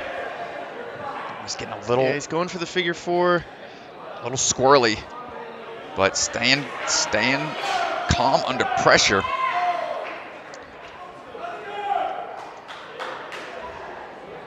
I just need to clarify that the operation was designed by Max Feinberg, not Caden Lebsack, which I've misspoken several times. Multiple occasions, as Max likes to remind me. And just to put it out there, Caden did not design it. Set the record straight, Strat. All right, come on, Brady. Whoa, no, oh my gosh. No. Well, he got the cane in, and I think that's still good enough for him to move on. I think that counts, so now he's here at the rest point. Testing that ability to recover from a dead hang on a bar. Brady took 2nd in the hybrid, but 9th on speed. He's one of the athletes looking for a qualifying spot here today. Needs to put on a strong run here. Everybody's opting for the split decision straight to the sideways throws instead of the zip line nunchuck grab. Looking for the drop down and peels off. Unfortunate there for Brady, but got there fairly quickly. Nice job, scary. Couple of moves out there. But gets through a decent amount. Puts him in 2nd, behind Jackson. And up next, Kai Beckstrand. Kai on the move here. Get some crossovers on the cliffhanger and we'll drop on down. See if he's got that swing tech for the move up still after a long day. No problem. Still got plenty left in the tank. Let's see what we got. These transitions over onto the canes. Gets a little hung up here before moving up to that ring.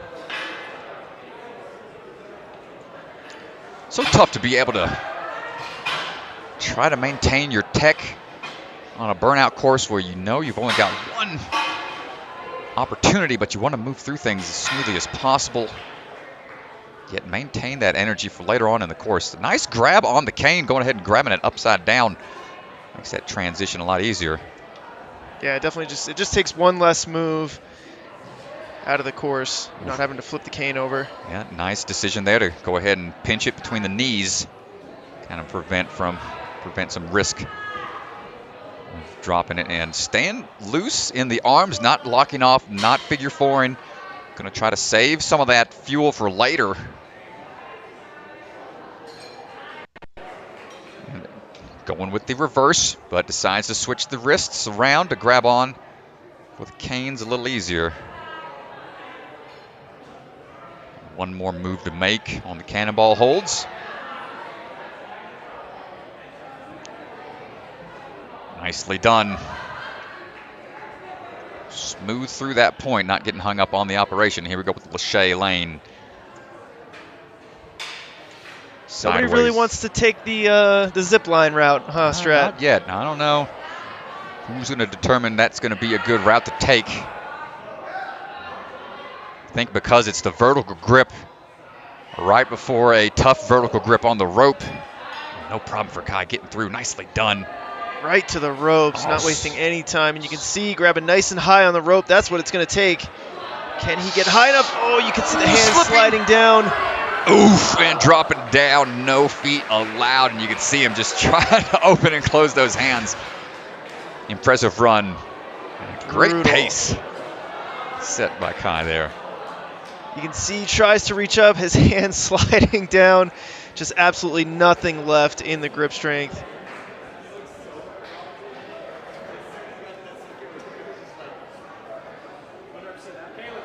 I don't know how to really get through that one efficiently. It's maybe you can try to get some of the drop taken out if you can choke up on it a little bit at a time, but man, when your hands can't open back up, it's hard to make those transitions. Caleb dealing with a little bit of rope burn from the mountaintop that he did in the speed course. Saw a decent chunk taken out of his index finger. He's got it taped up right now, but he is pushing through the pain. Hop his way through here. His way across the wheels. Big transition here.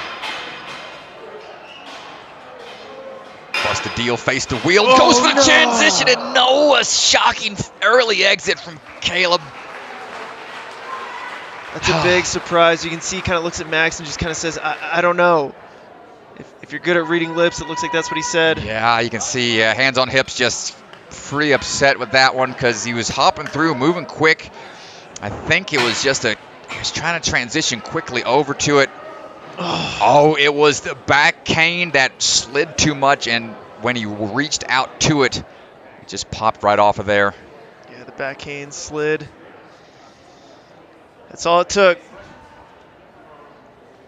A tough break when you got these athletes are really trying to push themselves here, and those kind of mistakes happen a lot easier pushing the pace. Isaiah Thomas ready to go.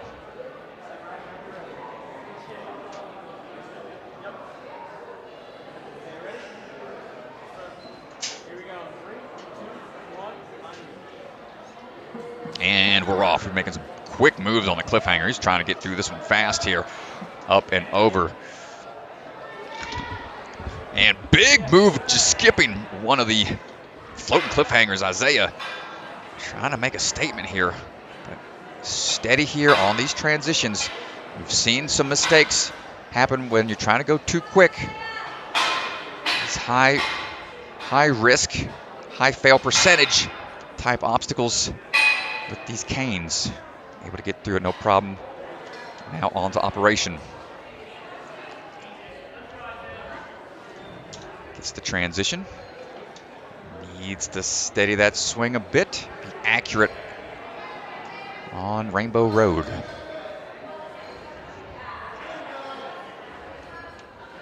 Using that wingspan to his advantage, staying nice and relaxed, not trying to stay locked off. Wants to stay loose. Yeah, he does look nice and relaxed. Ooh, that was a quick pop out from that back green hold there, but able to save it. Let's see what he chooses on the split decision. Let's go. He's going on the side with the vertical grips here onto the nunchucks. Well, I'm glad we'll at least get to see it. I don't know if any of the athletes were going to choose this. You can see he's going to have to go up to a really big nunchuck here. He's confident about it. Oh, dude, yeah, that just looked like a cakewalk. All right. Less explosive moves required, but that might have taxed the vertical grip here a little bit. Go ahead and bring that one down now. Let's see how he tries to transition here. A little bit of a great tech here, keeping those legs up. Come on, Isaiah, push through, almost out. Oh, he's almost out of there. Can he pull back enough? Oh, he made the full transition, he but was so close. That's going to be enough to put him in the first place, though, because of how fast he ran through. And I think, man, with the way he got through that split decision, I think the other athletes are going to take note and maybe take that route, because that looked effortless.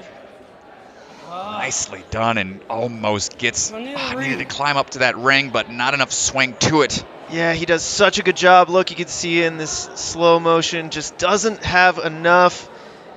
Oh man, he just doesn't have enough. It's so close, though. He was the closest one so far. But let's go down to Ethan Swanson, who is going to be standing by with Isaiah Thomas. Great run.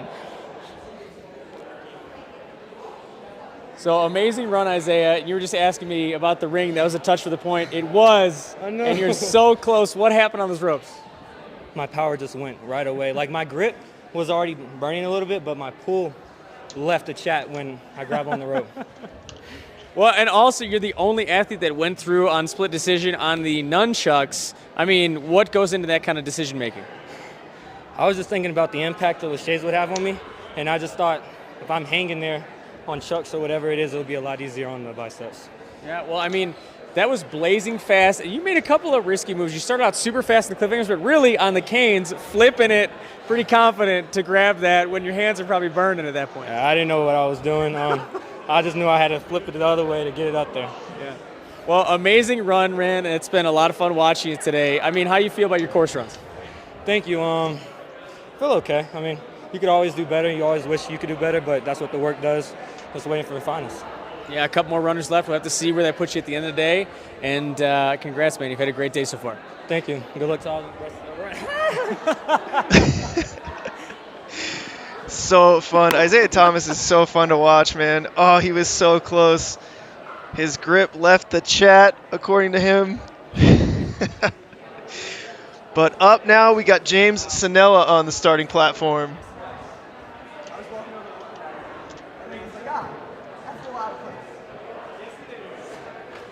Thank you.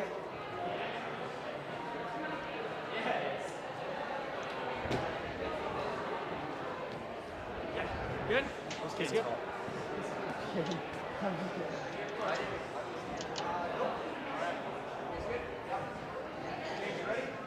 James has done pretty well today.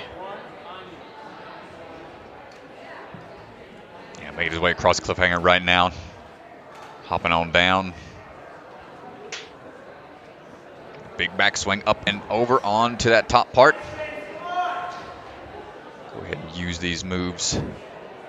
Down and around this cliffhanger transition up to that ring.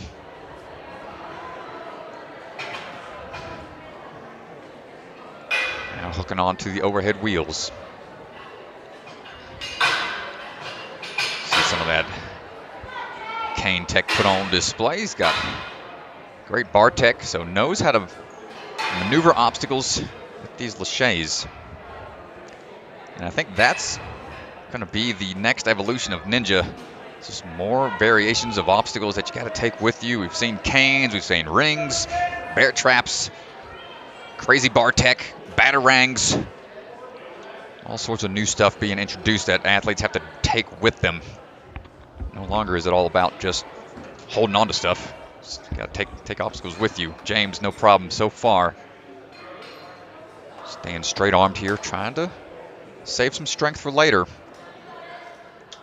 Yeah, I'm curious if Isaiah Thomas's decision to take the zip line is going to affect some of these athletes and their strategies as well, who are running after. Well, it's a matter of just confident moves. If you feel more confident in your lache tech, then you may as well go for those sideways moves. It does require a little bit more power, but that vertical grip is going to tax that vertical grip required on the rope grab. So it's a tough call to make. Looks like James going with the sideways holds instead. Trying to let that vertical grip recover as much as it can before moving on to the ropes. James needs to make one more sideways move. Nicely done. Next rest point, let's decide to chalk up a little bit more.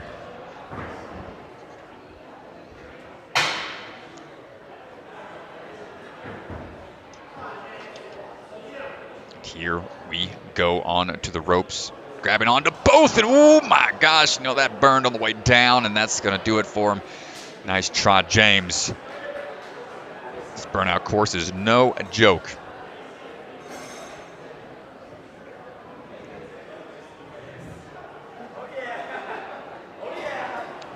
And last runner for the men is going to be Nolan LaJoie. We just got to rearrange some mats and change out one or two obstacles and be on to the women's division.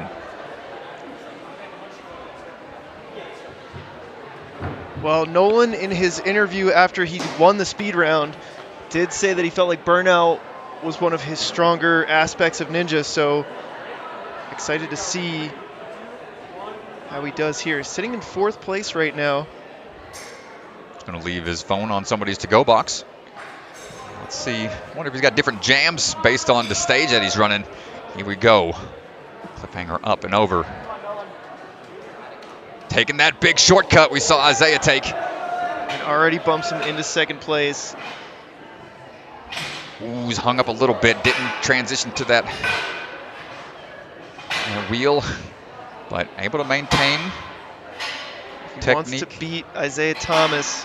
Overall, he's going to have to take top 2 here in the Burnout. He's got some work to do. Let's see what he decides to do here on Operation.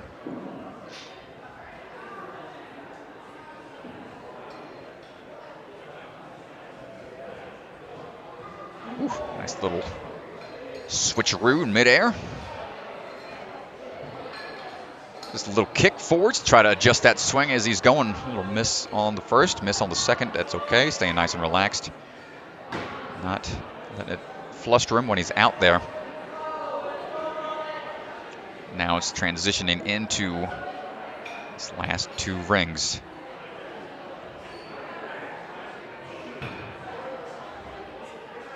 Nice work. Well, you can see on the bottom his points are moving up. He's in 5th place currently on the Burnout. Again, he needs to take top 2. Isaiah Thomas sitting at 26 points. Oh no, I think he got some chalk in his eyes as he was chalking up. He's trying to blink it out. Yeah, you got no time to stop here on the Burnout. You got no time. Ooh, come on, keep fighting. You see the grimace. He's digging deep here. Gets 3rd and no. And that is going to tie Isaiah Thomas 3rd place, but it's going to come down to the tiebreaker here. Wow, what a run there from Nolan. Nolan and Isaiah tied on points, each with 26 here in the finals. Unable to lock in the next obstacle for the Burnout. And we're going to go down to Ethan Swanson, who is standing by. And based on the tiebreaker, it is going to be Isaiah Thomas because he has the 1st on the Burnout and a 2nd, as opposed to Nolan LaJoie's 1st and 3rd. So Nolan will take 2nd place, but a huge performance today, and he qualifies for the championship. Let's go down to Ethan Swanson. So Nolan, you've had an amazing day so far, and then you said specifically, you're like, I'm looking forward to Burnout because it's your specialty. What happened here on the Burnout? Dude, I felt good, and then I didn't feel so good. Like, I thought, like, oh, maybe I can do this. And I hopped on that bar, and my hands were, like, wide open. But really happy that getting some cliffhanger in there, like some big cliffhanger. Lake operation as always, but, yeah, really great course. I liked it a lot. So after that run, it was actually down to the Burnout between you and Isaiah Thomas, who took 1st and 2nd. And because you and him got tied on points, it came down to tiebreaker. He ended up in 1st place, you in 2nd place, but you still qualified for the championship. That's all that matters. That's all that matters. Isaiah's such a good athlete, dude. I love competing against him, and I'm happy that he got the dub. Yeah, and we're going to see you guys compete against each other again in 2 weeks. Yes, sounds good. And we're excited to see you there, man. Congrats on today. Can I say one more thing? Yes. Today is my coach, Jordan Thurston's birthday. Happy birthday, man. This comp was for you. Awesome. Happy birthday, Jordan. And Nolan, we'll see you in a couple weeks. Sounds good. Thank you. Dude. Well, happy birthday, Jordan Thurston, out of Vitality Obstacle Fitness. Woo-hoo! Huge shout out from Nolan LaJoie, dedicating the comp to him. Let's take a look, Strat, at the leaderboard. Here are your final results for the men. Isaiah Thomas, Nolan LaJoie tied on points. It comes down to the tiebreaker, and because Isaiah has a 1st in the Burnout and a 2nd in speed, it beats out Nolan's 1st in speed and 3rd in hybrid and Burnout. So wow, coming down to the wire.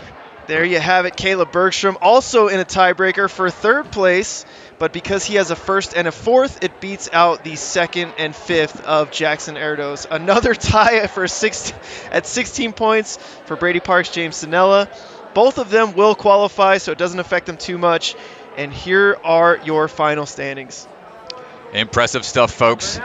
So, yep, those 4 not qualified. Nolan LaJoie, Brady Parks, James Cinella, and Kevin Rodriguez going to be moving on into the finals. So congratulations to those 4 making it into the finals coming up in February. Just a couple weeks. I can't say in February. We're in February right now. So good stuff from all the athletes in the men's division. Leaderboard brought to you by Silent Ninja. Getting ready for the women's side of things. It's got a couple adjustments to be made. Yeah, we're going to change out a few obstacles here and take a quick look at our sponsor graphic. Thanks to all our sponsors. We will be right back in about 2, maybe 3 minutes. If it's any longer than that, we'll put up a timer. I'm going to go down to the floor to Ethan Swanson and get a final confirmation. But don't go anywhere. We are here for the end, for the women's Burnout. We'll be back.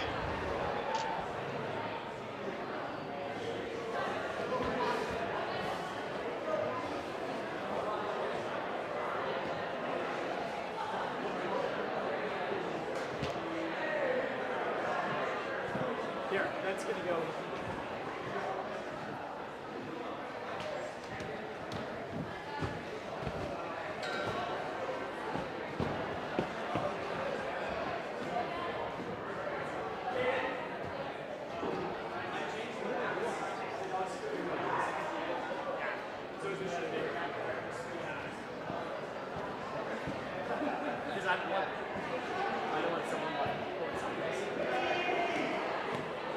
We're good?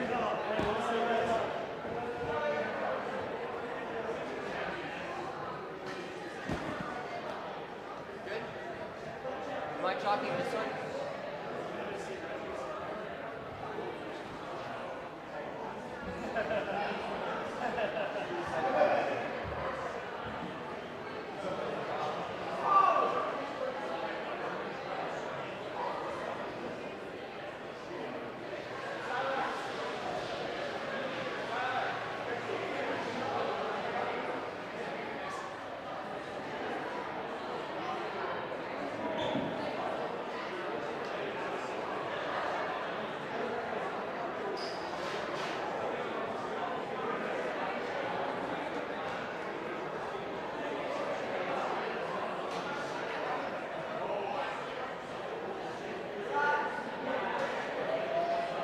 And as you can see, Max and Caden getting the final adjustments to the course. We will be starting here very shortly with Ava Colasanti, our first runner for the women.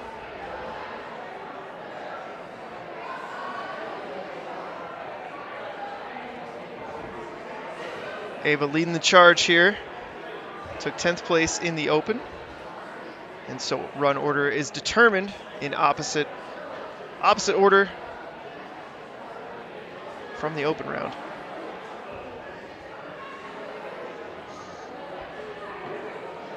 And at the bottom of the screen, there's a look at your leaderboard so far.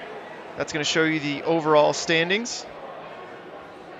And we'll periodically show the Burnout standings specifically.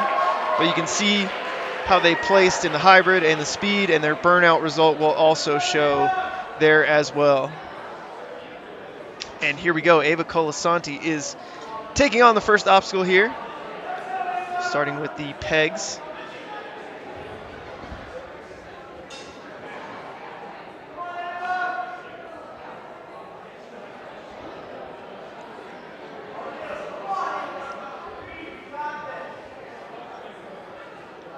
Hold on tight, got to swing on through. Here we go with the rope, dropping rope. Yeah, we saw this in the men's course. This dropping rope is tricky. Ooh, nice grip on the drop, maintaining. Nice work.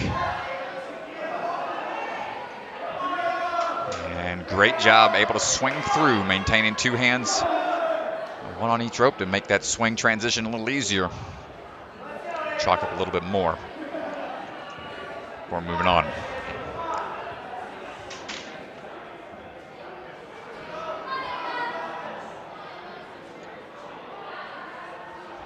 Let's see which route she decides to go. We've got a split decision as well here, so just a reverse style course run essentially. They're going on to the nunchuck slider, dropping down.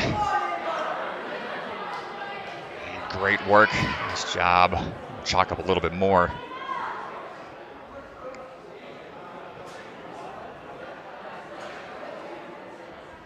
Trying to shake out a bit before transitioning on.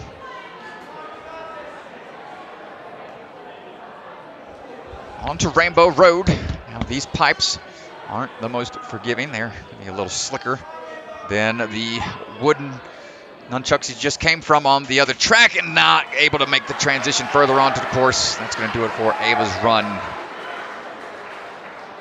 on the Burnout.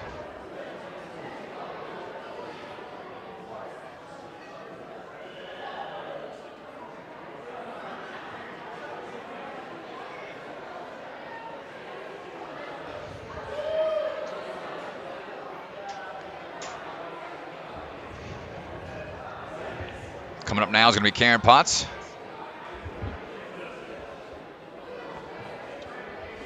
Make sure everything is set on the course before the next athlete begins their journey.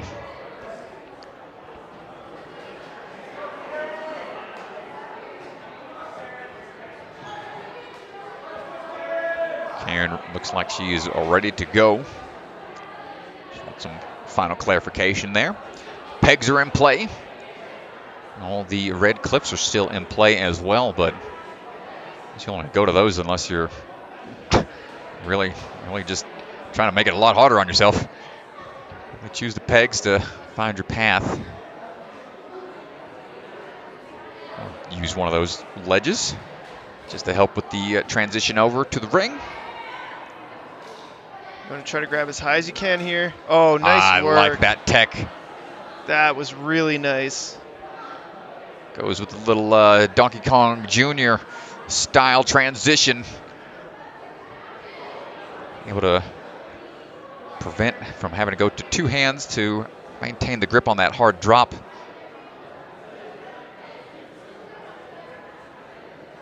Great work. It looks like she's feeling confident on her LaJoie tech.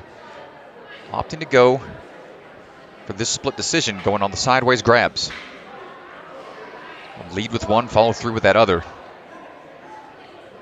Sideways throws are something that were introduced on A&W when the wing nuts were introduced. And holding on for that big throw on these bars. Now transitioning over. Chalk up if she needs it.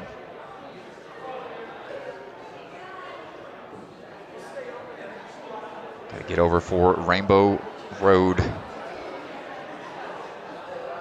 Oof. Watch out for that pillar.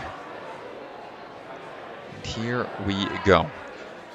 So taking the LaJoie is going to require a little bit more power on the split decision, but not taxing that vertical grip required as much as that one lane we just saw Ava take on. And not able to get the moves any further onto that Rainbow Road. Unfortunate there, Karen.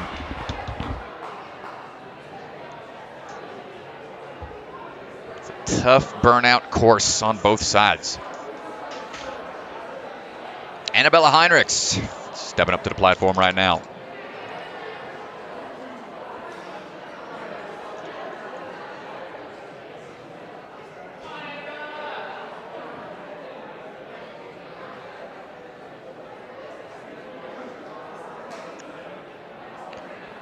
One last chance to chalk up before beginning her journey. Burnouts are the most nerve-wracking to me, man. It's like you hit that stage 3, you only got one fall. No retries anymore. And it's going to be all about the best way to get through these upper body obstacles as efficiently as possible. Nice transition to the ring. Let's see if she decides to take that same kind of technique that we saw Karen go with. Nice, able to stay nice and high on the rope. Pulling through. Looks like she's going to take the LaJoie line. Oh, no. She's going to take the... Take this little zip line route instead. Well, it's just less impact, so I know it taxes that vertical grip a little bit more, but it's just less impact and less power required. Oh, chalk up some. Transitioning over now for Rainbow Road. There's a slipperier pipe, so she's risking it staying a little low, but going to go ahead and transition a little higher because she's got to get onto the cane, and now it's going to be going for the hops across those spokes on the wheels overhead. How much pull power do you have left? Opting not to take the LaJoie lane might have paid out in the end. Ooh, getting a little hung up on the backslide, but able to transition still. How much strength does she have left? But great run to that point. Furthest thus far, putting her first in the burnout.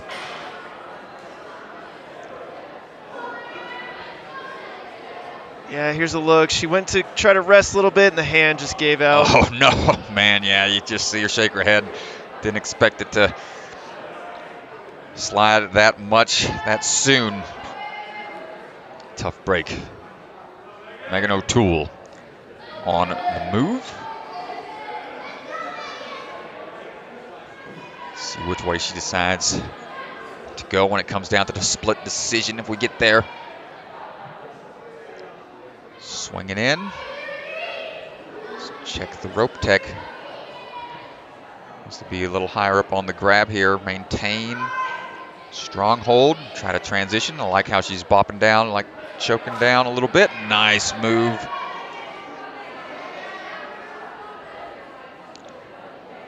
Onto the 2 ropes before moving into the split decision.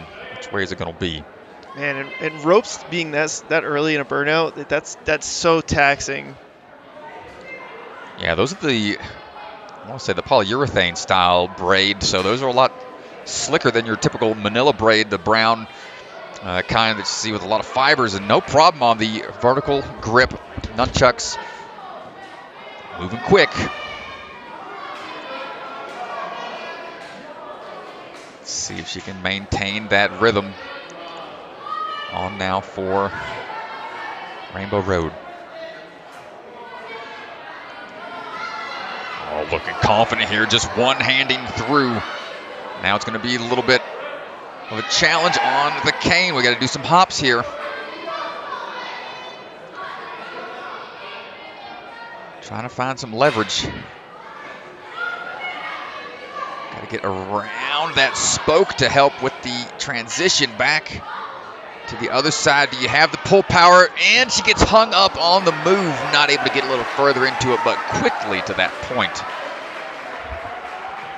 Nice try from Megan O'Toole, 2nd place currently. On to that burnout. Lila Nathanson getting ready to go.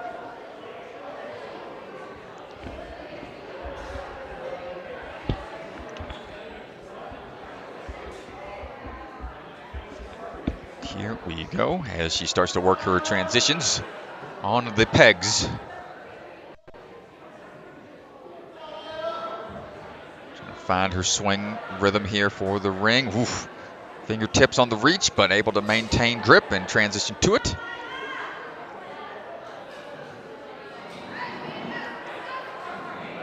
Hold on tight. Nice job, but needs to get that swing going. Back and forth to the bar. See which route we decide to take here. Yeah, she told us she was excited to take on the burnout. Been focusing on it in her training. Felt like it's held her back a little bit in the past. Going for the sideways move here. And from there, it's going to be a decent lache to these next couple of moves. Good work.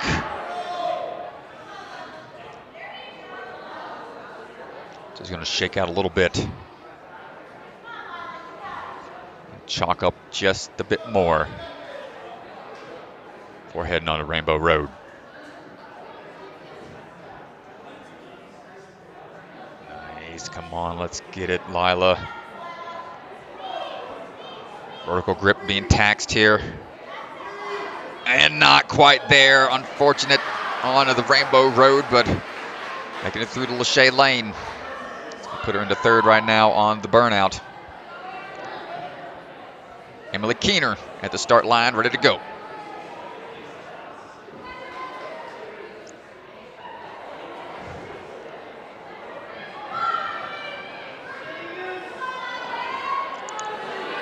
So you take one last big deep breath there to try to calm down the heart rate. Stay relaxed. Relax, you perform a lot better. Less chance for that fight or flight instinct to take over and cause you to panic when you're in the middle of a run. Here we go, Emily. Confident on the reaches through these first couple of moves. Oh, nice job as she just kind of releases the tension on the back rope just a little bit in order to let it just slide through. Yeah, that was really nice transition. She's being extremely smart about the way that she's lining up her hips. And just the knee drive every time she goes through and just goes ahead and shakes off the chalk and like, I'm good. I'm gonna keep on cruising here. We got a good pace going. Thanks, Mr. Last Man Standing, but I'm gonna keep on trucking on. She just decides to move it to the other side of the spoke here ahead of time. Nicely done. Going to save her a little bit of time, but let's see how we get through this. Got to have that backwards move. Big power here. Ooh, hung up again. That one's such a tough move to make. But what a pace. 49 seconds to that point. I don't think anybody's... Oh, man, you got to move insanely fast. No chalk up or nothing. You can see the lift. The cane was just too deep into the wheel. Couldn't get the pivot of it to make the transition out. Katie Bone, competitive rock climber, ready to put those rock climbing skills to the test on the burnout side of things.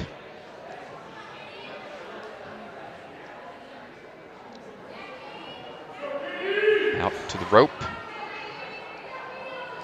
Reaching high on that second rope. Going to drop down just a little bit, a little jarring, but she was well prepared for it.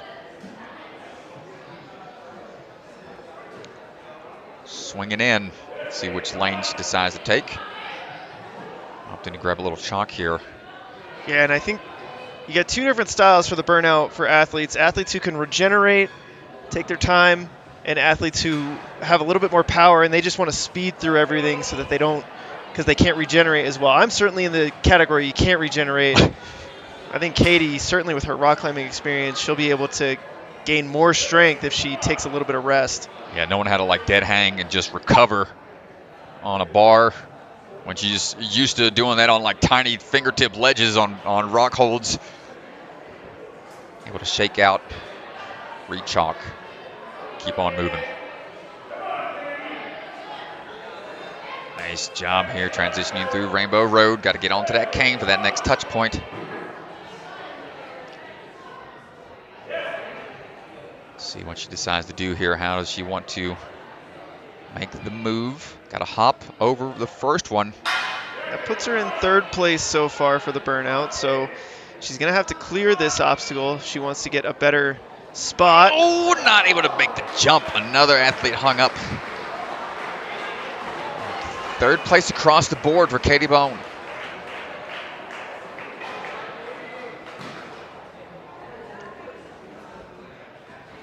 And coming up now, Jalisa Chimka getting ready to run. Putting on some great runs today. Yeah, Jalisa was the first woman to break through the sky hooks in the open round. Stumbled a little bit in the speed course. Got a little hung up on the rope obstacle, but almost had that hybrid clear. And now let's see how we do on the burnout. Inches from the hybrid clear.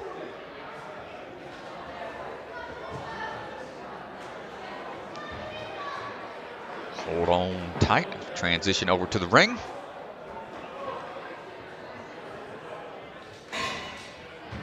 Let's see what the technique's going to be for this. I'll grab up nice and high and try to let it work its way down a little bit. Pretty low on these ropes. Going to have to climb up just a little bit to get into a much more preferable position for transitioning onto those bars.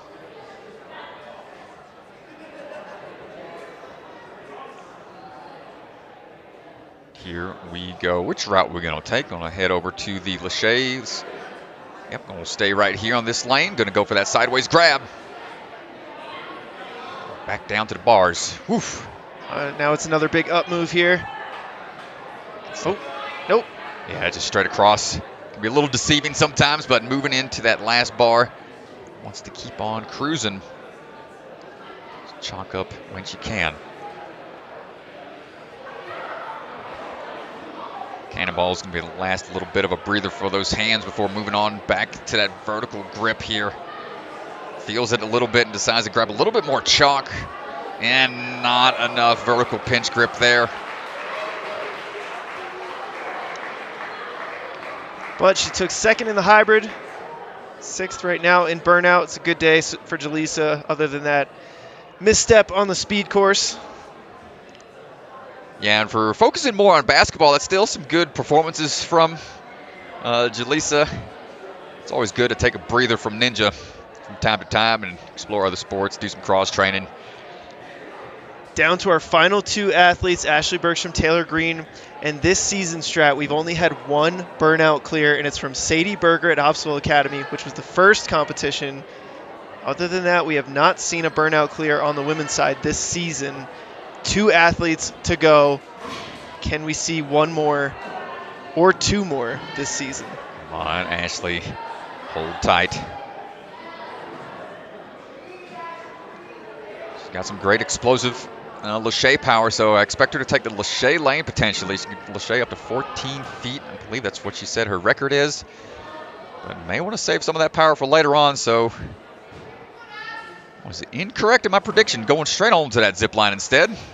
Save some of that pull power for the cane lane. She can get through the vertical grips on Rainbow Road.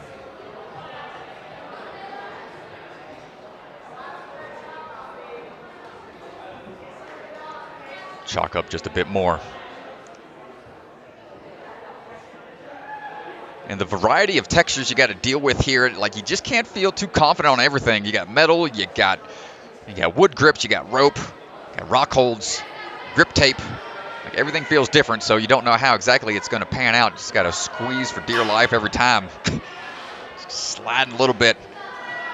See if she can make that transition. Having a hard time here, sliding back and forth, but needs to have a little bit of breathing room at the top of that cane so she make that transition, trying to get a little higher. Here comes the turn. Hold on tight. Makes the transition. We got to go again, though. Can she get out of there? Oh, my God. So impressive to make the first one. You know her grip has got to be taxed. Down on that last transition. Huge. Great run from Ashley from that one. Puts her 3rd place overall, 2nd place on the burnout. Yeah, 2nd in the burnout so far, 3rd overall with 1 runner to go. Let's go down to Ethan Swanson, who's standing by with Ashley Bergstrom. So you run on the burnout. You made it farther than anybody else. You made that one cane move. Nobody else has been able to move that. What's happening out there? We've been training grip a lot, and we've been trying to train with like NSC style courses. So I think that helped a lot. Breathing is hard in Colorado for us. We've been working a lot on our breathing, so I think that helped a little bit. But yeah. Yeah, and you've had an amazing day so far. A lot of great runs. I mean, you got to be feeling pretty happy. Tell us how you're feeling about just today in general. I was pretty happy with my open and hybrid. Not super happy with my speed. I really do love burnout courses because they're straightforward, so pretty happy overall, but yeah. They're straightforward. How are these more straightforward than other courses? Because they're not always like super technical. It's just like be strong and keep going and don't let go. So yeah. Well, you've proven you're very strong, making that move no one else has made to this point, but we got 1 runner left, Taylor Greene. How do you think she's going to do? I think she's going to do amazing. She always does. She's so strong. Well, you are too. Congrats on a great day so far. Thank you. Great run there. All right, here we go, folks. Last runner of the day, last runner of the qualifying rounds, Taylor Greene. Taylor Greene about to shut it down for NSC Season 2 qualifying. This is it, your last runner of Season 2. Taylor Greene, your defending champion for the women. Let's go. Let's see if she can get that clean sweep on the burnout. More importantly, let's see if she can get a full clear. Join the ranks of the few to get full clear burnouts. On to the rope transition. Up and in. A little hung up on the straps, but takes the drop no problem. Trying to get that swing built up just a little bit before moving on. Caden looking dejected over there because no chalk was required. Now on to these nunchuck vertical grips. Shakes her head, doesn't want the chalk here. And the nice part is the canes have tape on them. So if you can just get through these nunchucks here. And just opting to go one-handed, no need to match grip. Looking confident with the vertical grip. That puts her in 2nd place right now behind Emily Keener for the burnout. So she wants the clean sweep. Gonna have to clear this obstacle. Gets the first transition, no problem. Moving over for the next throw. And almost gets it. And unable to make that clean sweep. Well, the important part here, Strat, is that Taylor Greene is still undefeated. She has never done any worse than first place in an NSC. She only takes first. She doesn't know how to do anything else. Wow. Such a strong performance, and she is just a model of consistency. Ethan Swanson standing by, second in the Burnout, first in hybrid and speed, 29 points total. Let's hear from Taylor Greene.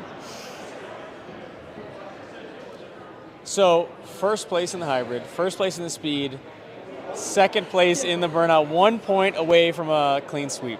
That's awesome. I'm happy with that. You should be happy because it's first place overall. Amazing. You remain undefeated. Even the commentators curse. Krista Ganji can't curse you, talking about it all day. Congratulations. Thank you so much. Jinxing me.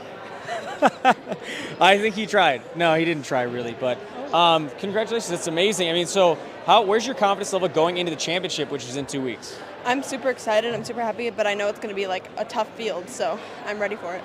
Definitely. What's your experience with Rock Solid Warrior? You know, they're hosting the competition. It's not Motive this year. It's a different place. I've competed there once or twice, and one of them I didn't do so well. I think the other one I did okay, so we'll see how it goes. Well, I think everybody's excited to see you compete there. A bunch of first place this year, last year, and you're the reigning champion, so congrats. Thank you. Nice job. Is Katie or Ashley? Huh? Is Katie or Ashley? Emily got there like in 49 seconds. She was amazing. Yeah, she was late.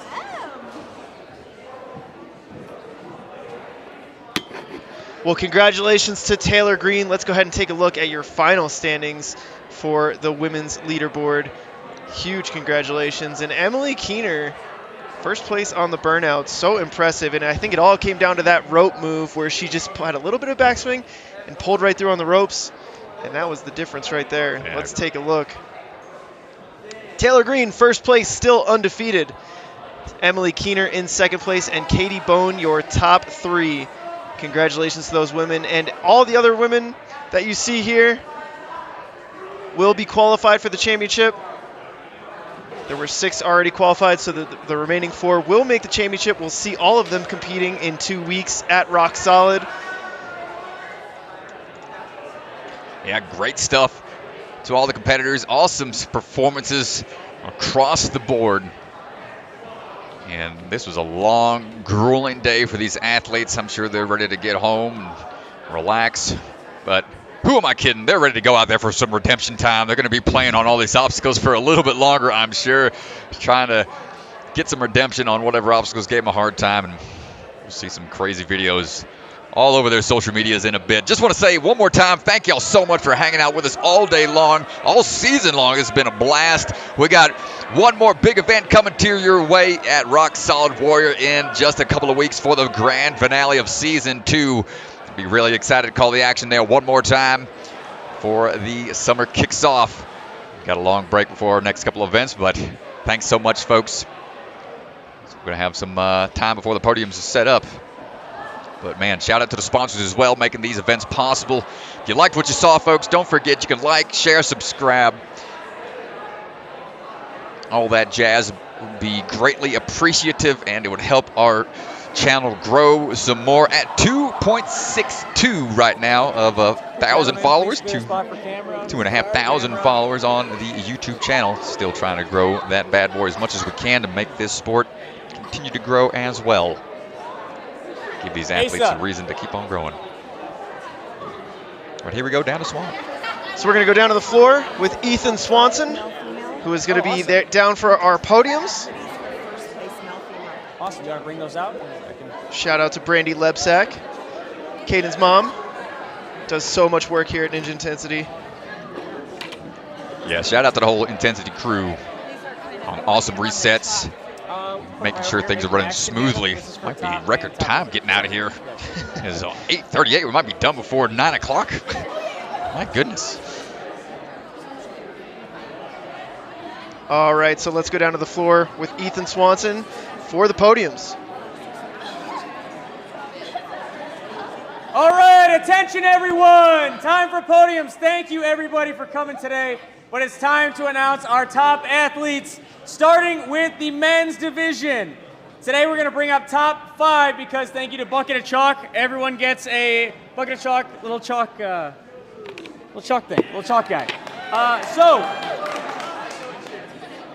In 5th place on the men's division, 17 points, Kai Beckstrand.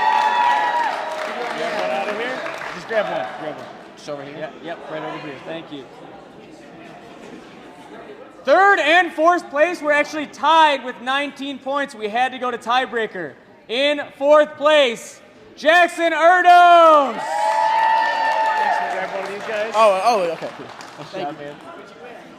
And in 3rd place, also with 19 points, winning via tiebreaker, Caleb Bergstrom. Grab one of these guys. Thank you. 1st and 2nd place both had 26 points. Went to tiebreaker in 2nd place, Nolan LaJoie. Hey, unbelievable day, man. Awesome job. And in 1st place here at the Ninja Testing last qualifier, 26 points, Isaiah Thomas. Grab one of these guys. One of them. Just one? Yeah. Nice job, man. Isaiah box. Yeah, box jump. And you also get a hoodie, too. It's real cold in Texas. And we need 4 qualifying spots. Only one of our top 5 athletes takes up a spot. So to fill out the rest of the qualifying spots, the next qualifying athlete, Brady Parks. Where do I go? You can jump right here. Okay. Yeah, right here. Another qualifying athlete, 7th place, James Cinella. Nice job, man. And taking our last qualifying spot, Kevin Rodriguez. Very nice job today, man.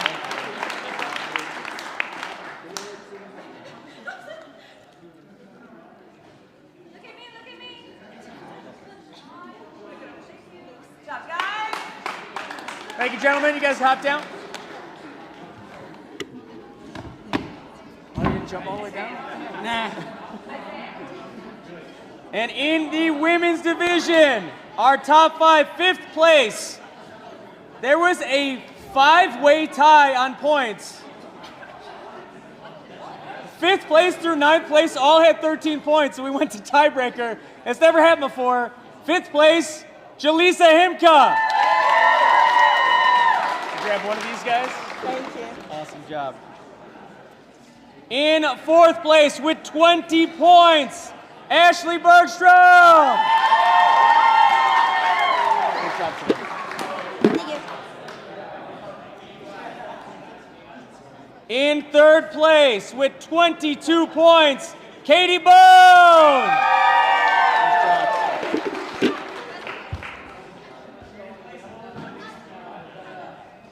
And in 2nd place, taking 1st place on the Burnout, Emily Keener.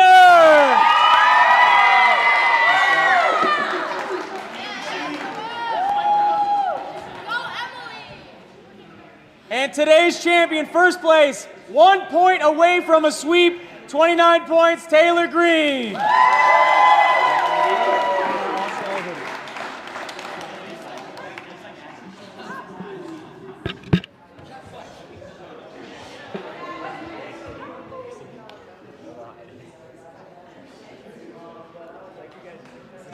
Only one of these athletes is taking a qualifying spot. So our next qualifying athlete, Lila Nathanson. Awesome job. Our 3rd qualifying spot, in her 1st NSC, Megan O'Toole.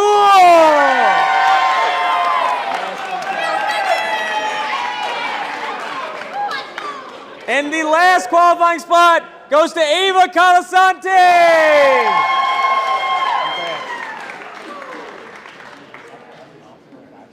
I didn't know that was going to be the Oh, yeah. I didn't know. All right, let's get our top 4 men, top 4 women up here. On the largest podium that I've ever seen. I love it, dude. This is awesome. It is great.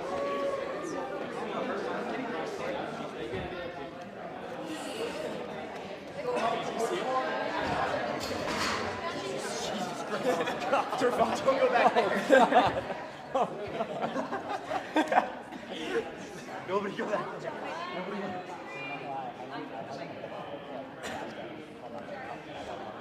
I'm just going to say something on that. I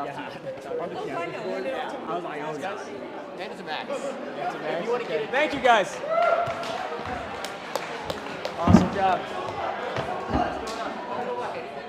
So before we hand it off to the Ninja Intensity crew, I just want to say thank you guys so much. I know I say this after every competition, but seriously, thank you guys so much for coming out. This is the end of the qualifying season. We just have the championship left. It means so much to the entire team, me, DeGangi, Strat, Hunter, everybody involved with NSN, that you guys come to so many competitions and support us. It really means a lot to us, so thank you guys. Also, these two worked their butts off. They've been sending me videos, crazy obstacles for months. Please, humongous thank you to you guys for kicking butt, great courses. And the entire team at Ninja Intensity, you guys had a lot of help, but thank you guys so much. So if you guys like the courses, please make sure you guys tell them and thank them. Thank you guys. But I'm going to hand it off to Max. Oh, you go. sick. You don't have to speak directly into it. Cool. Cool. Last time I was on the microphone, DeGangi yelled at me, so I'll keep this one quick. If Swan didn't reject half our obstacles, it'd probably be a lot safer. But, you know, that's what you got. So everyone could thank Swan for agility. Could have been Pixie Stick. But, yeah, I hope you guys had fun. We like hosting competitions a lot. It means a lot that you all came out and this competition overflowed with people. We had people on the wait list. That was super cool to see. Sign up for Bucket 4.0. That's going to be even better. We saved all our good stuff for Bucket 4.0. October something and something. 7th and 8th. Yeah, that one's going to be even cooler. But yeah, who is here from Caden? Who is here the open gym from Caden? Caden. Thank you guys for coming. It means a lot.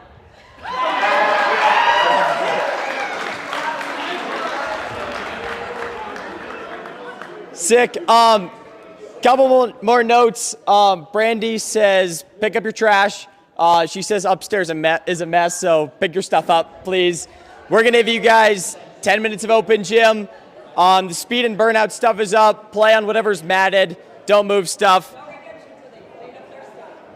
No redemption until you clean up your messes. Cool. Thank you. All right, and that is going to do it here for our final qualifier. We've got the championship in 2 weeks, February 18th. Make sure you guys check it out. I'm Chris DeGangi, joined alongside Ryan Stratus. Thank you guys so much for hanging out. Appreciate it, y'all. See you at the next one.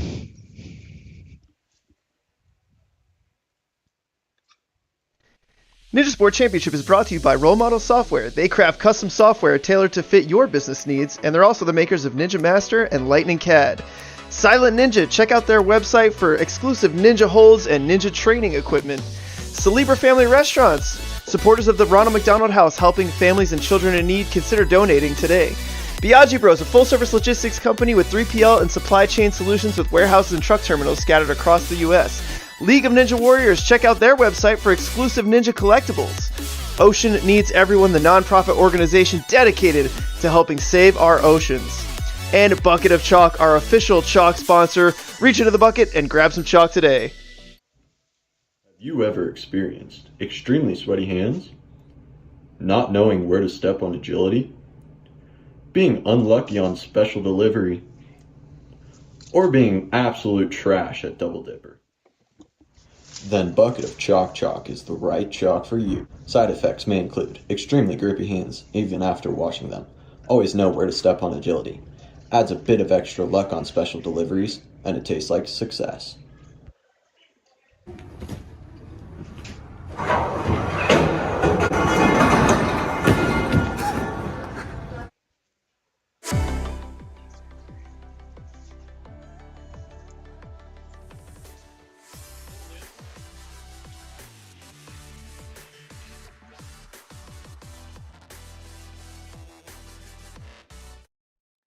At Roll Model, we believe software development should be learned like any other craft. In our Craftsmanship Academy, cohorts of apprentices participate in hands-on immersion that leads to long-term mentorship.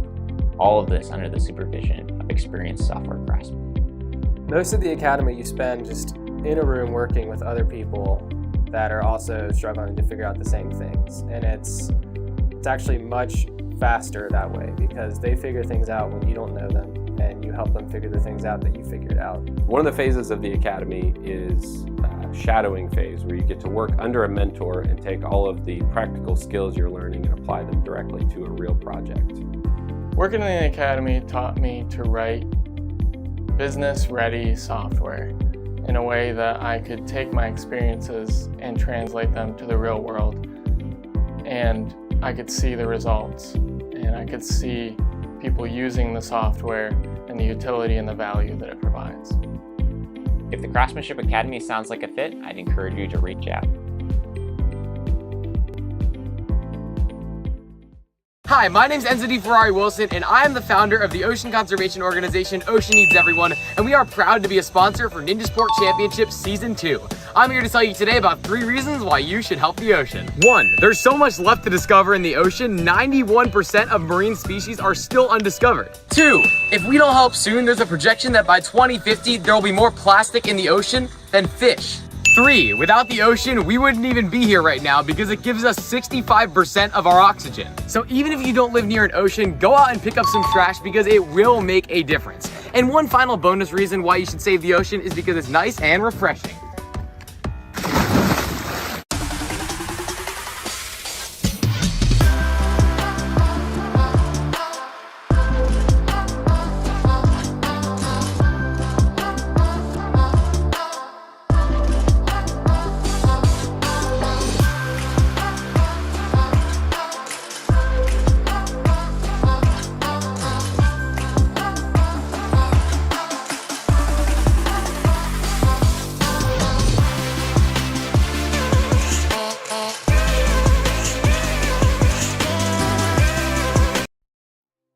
Here at Role Model Software, we value our partnerships with our clients.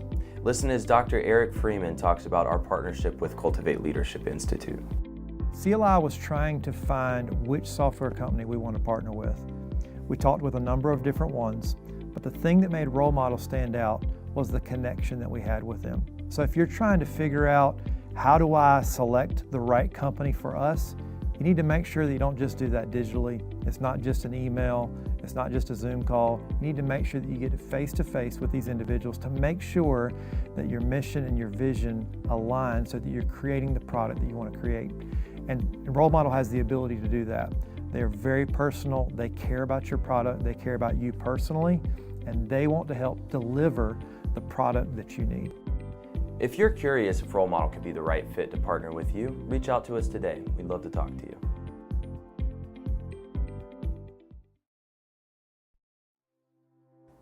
One of our long-term partners, Safa, designs and manufactures fall safety protection systems.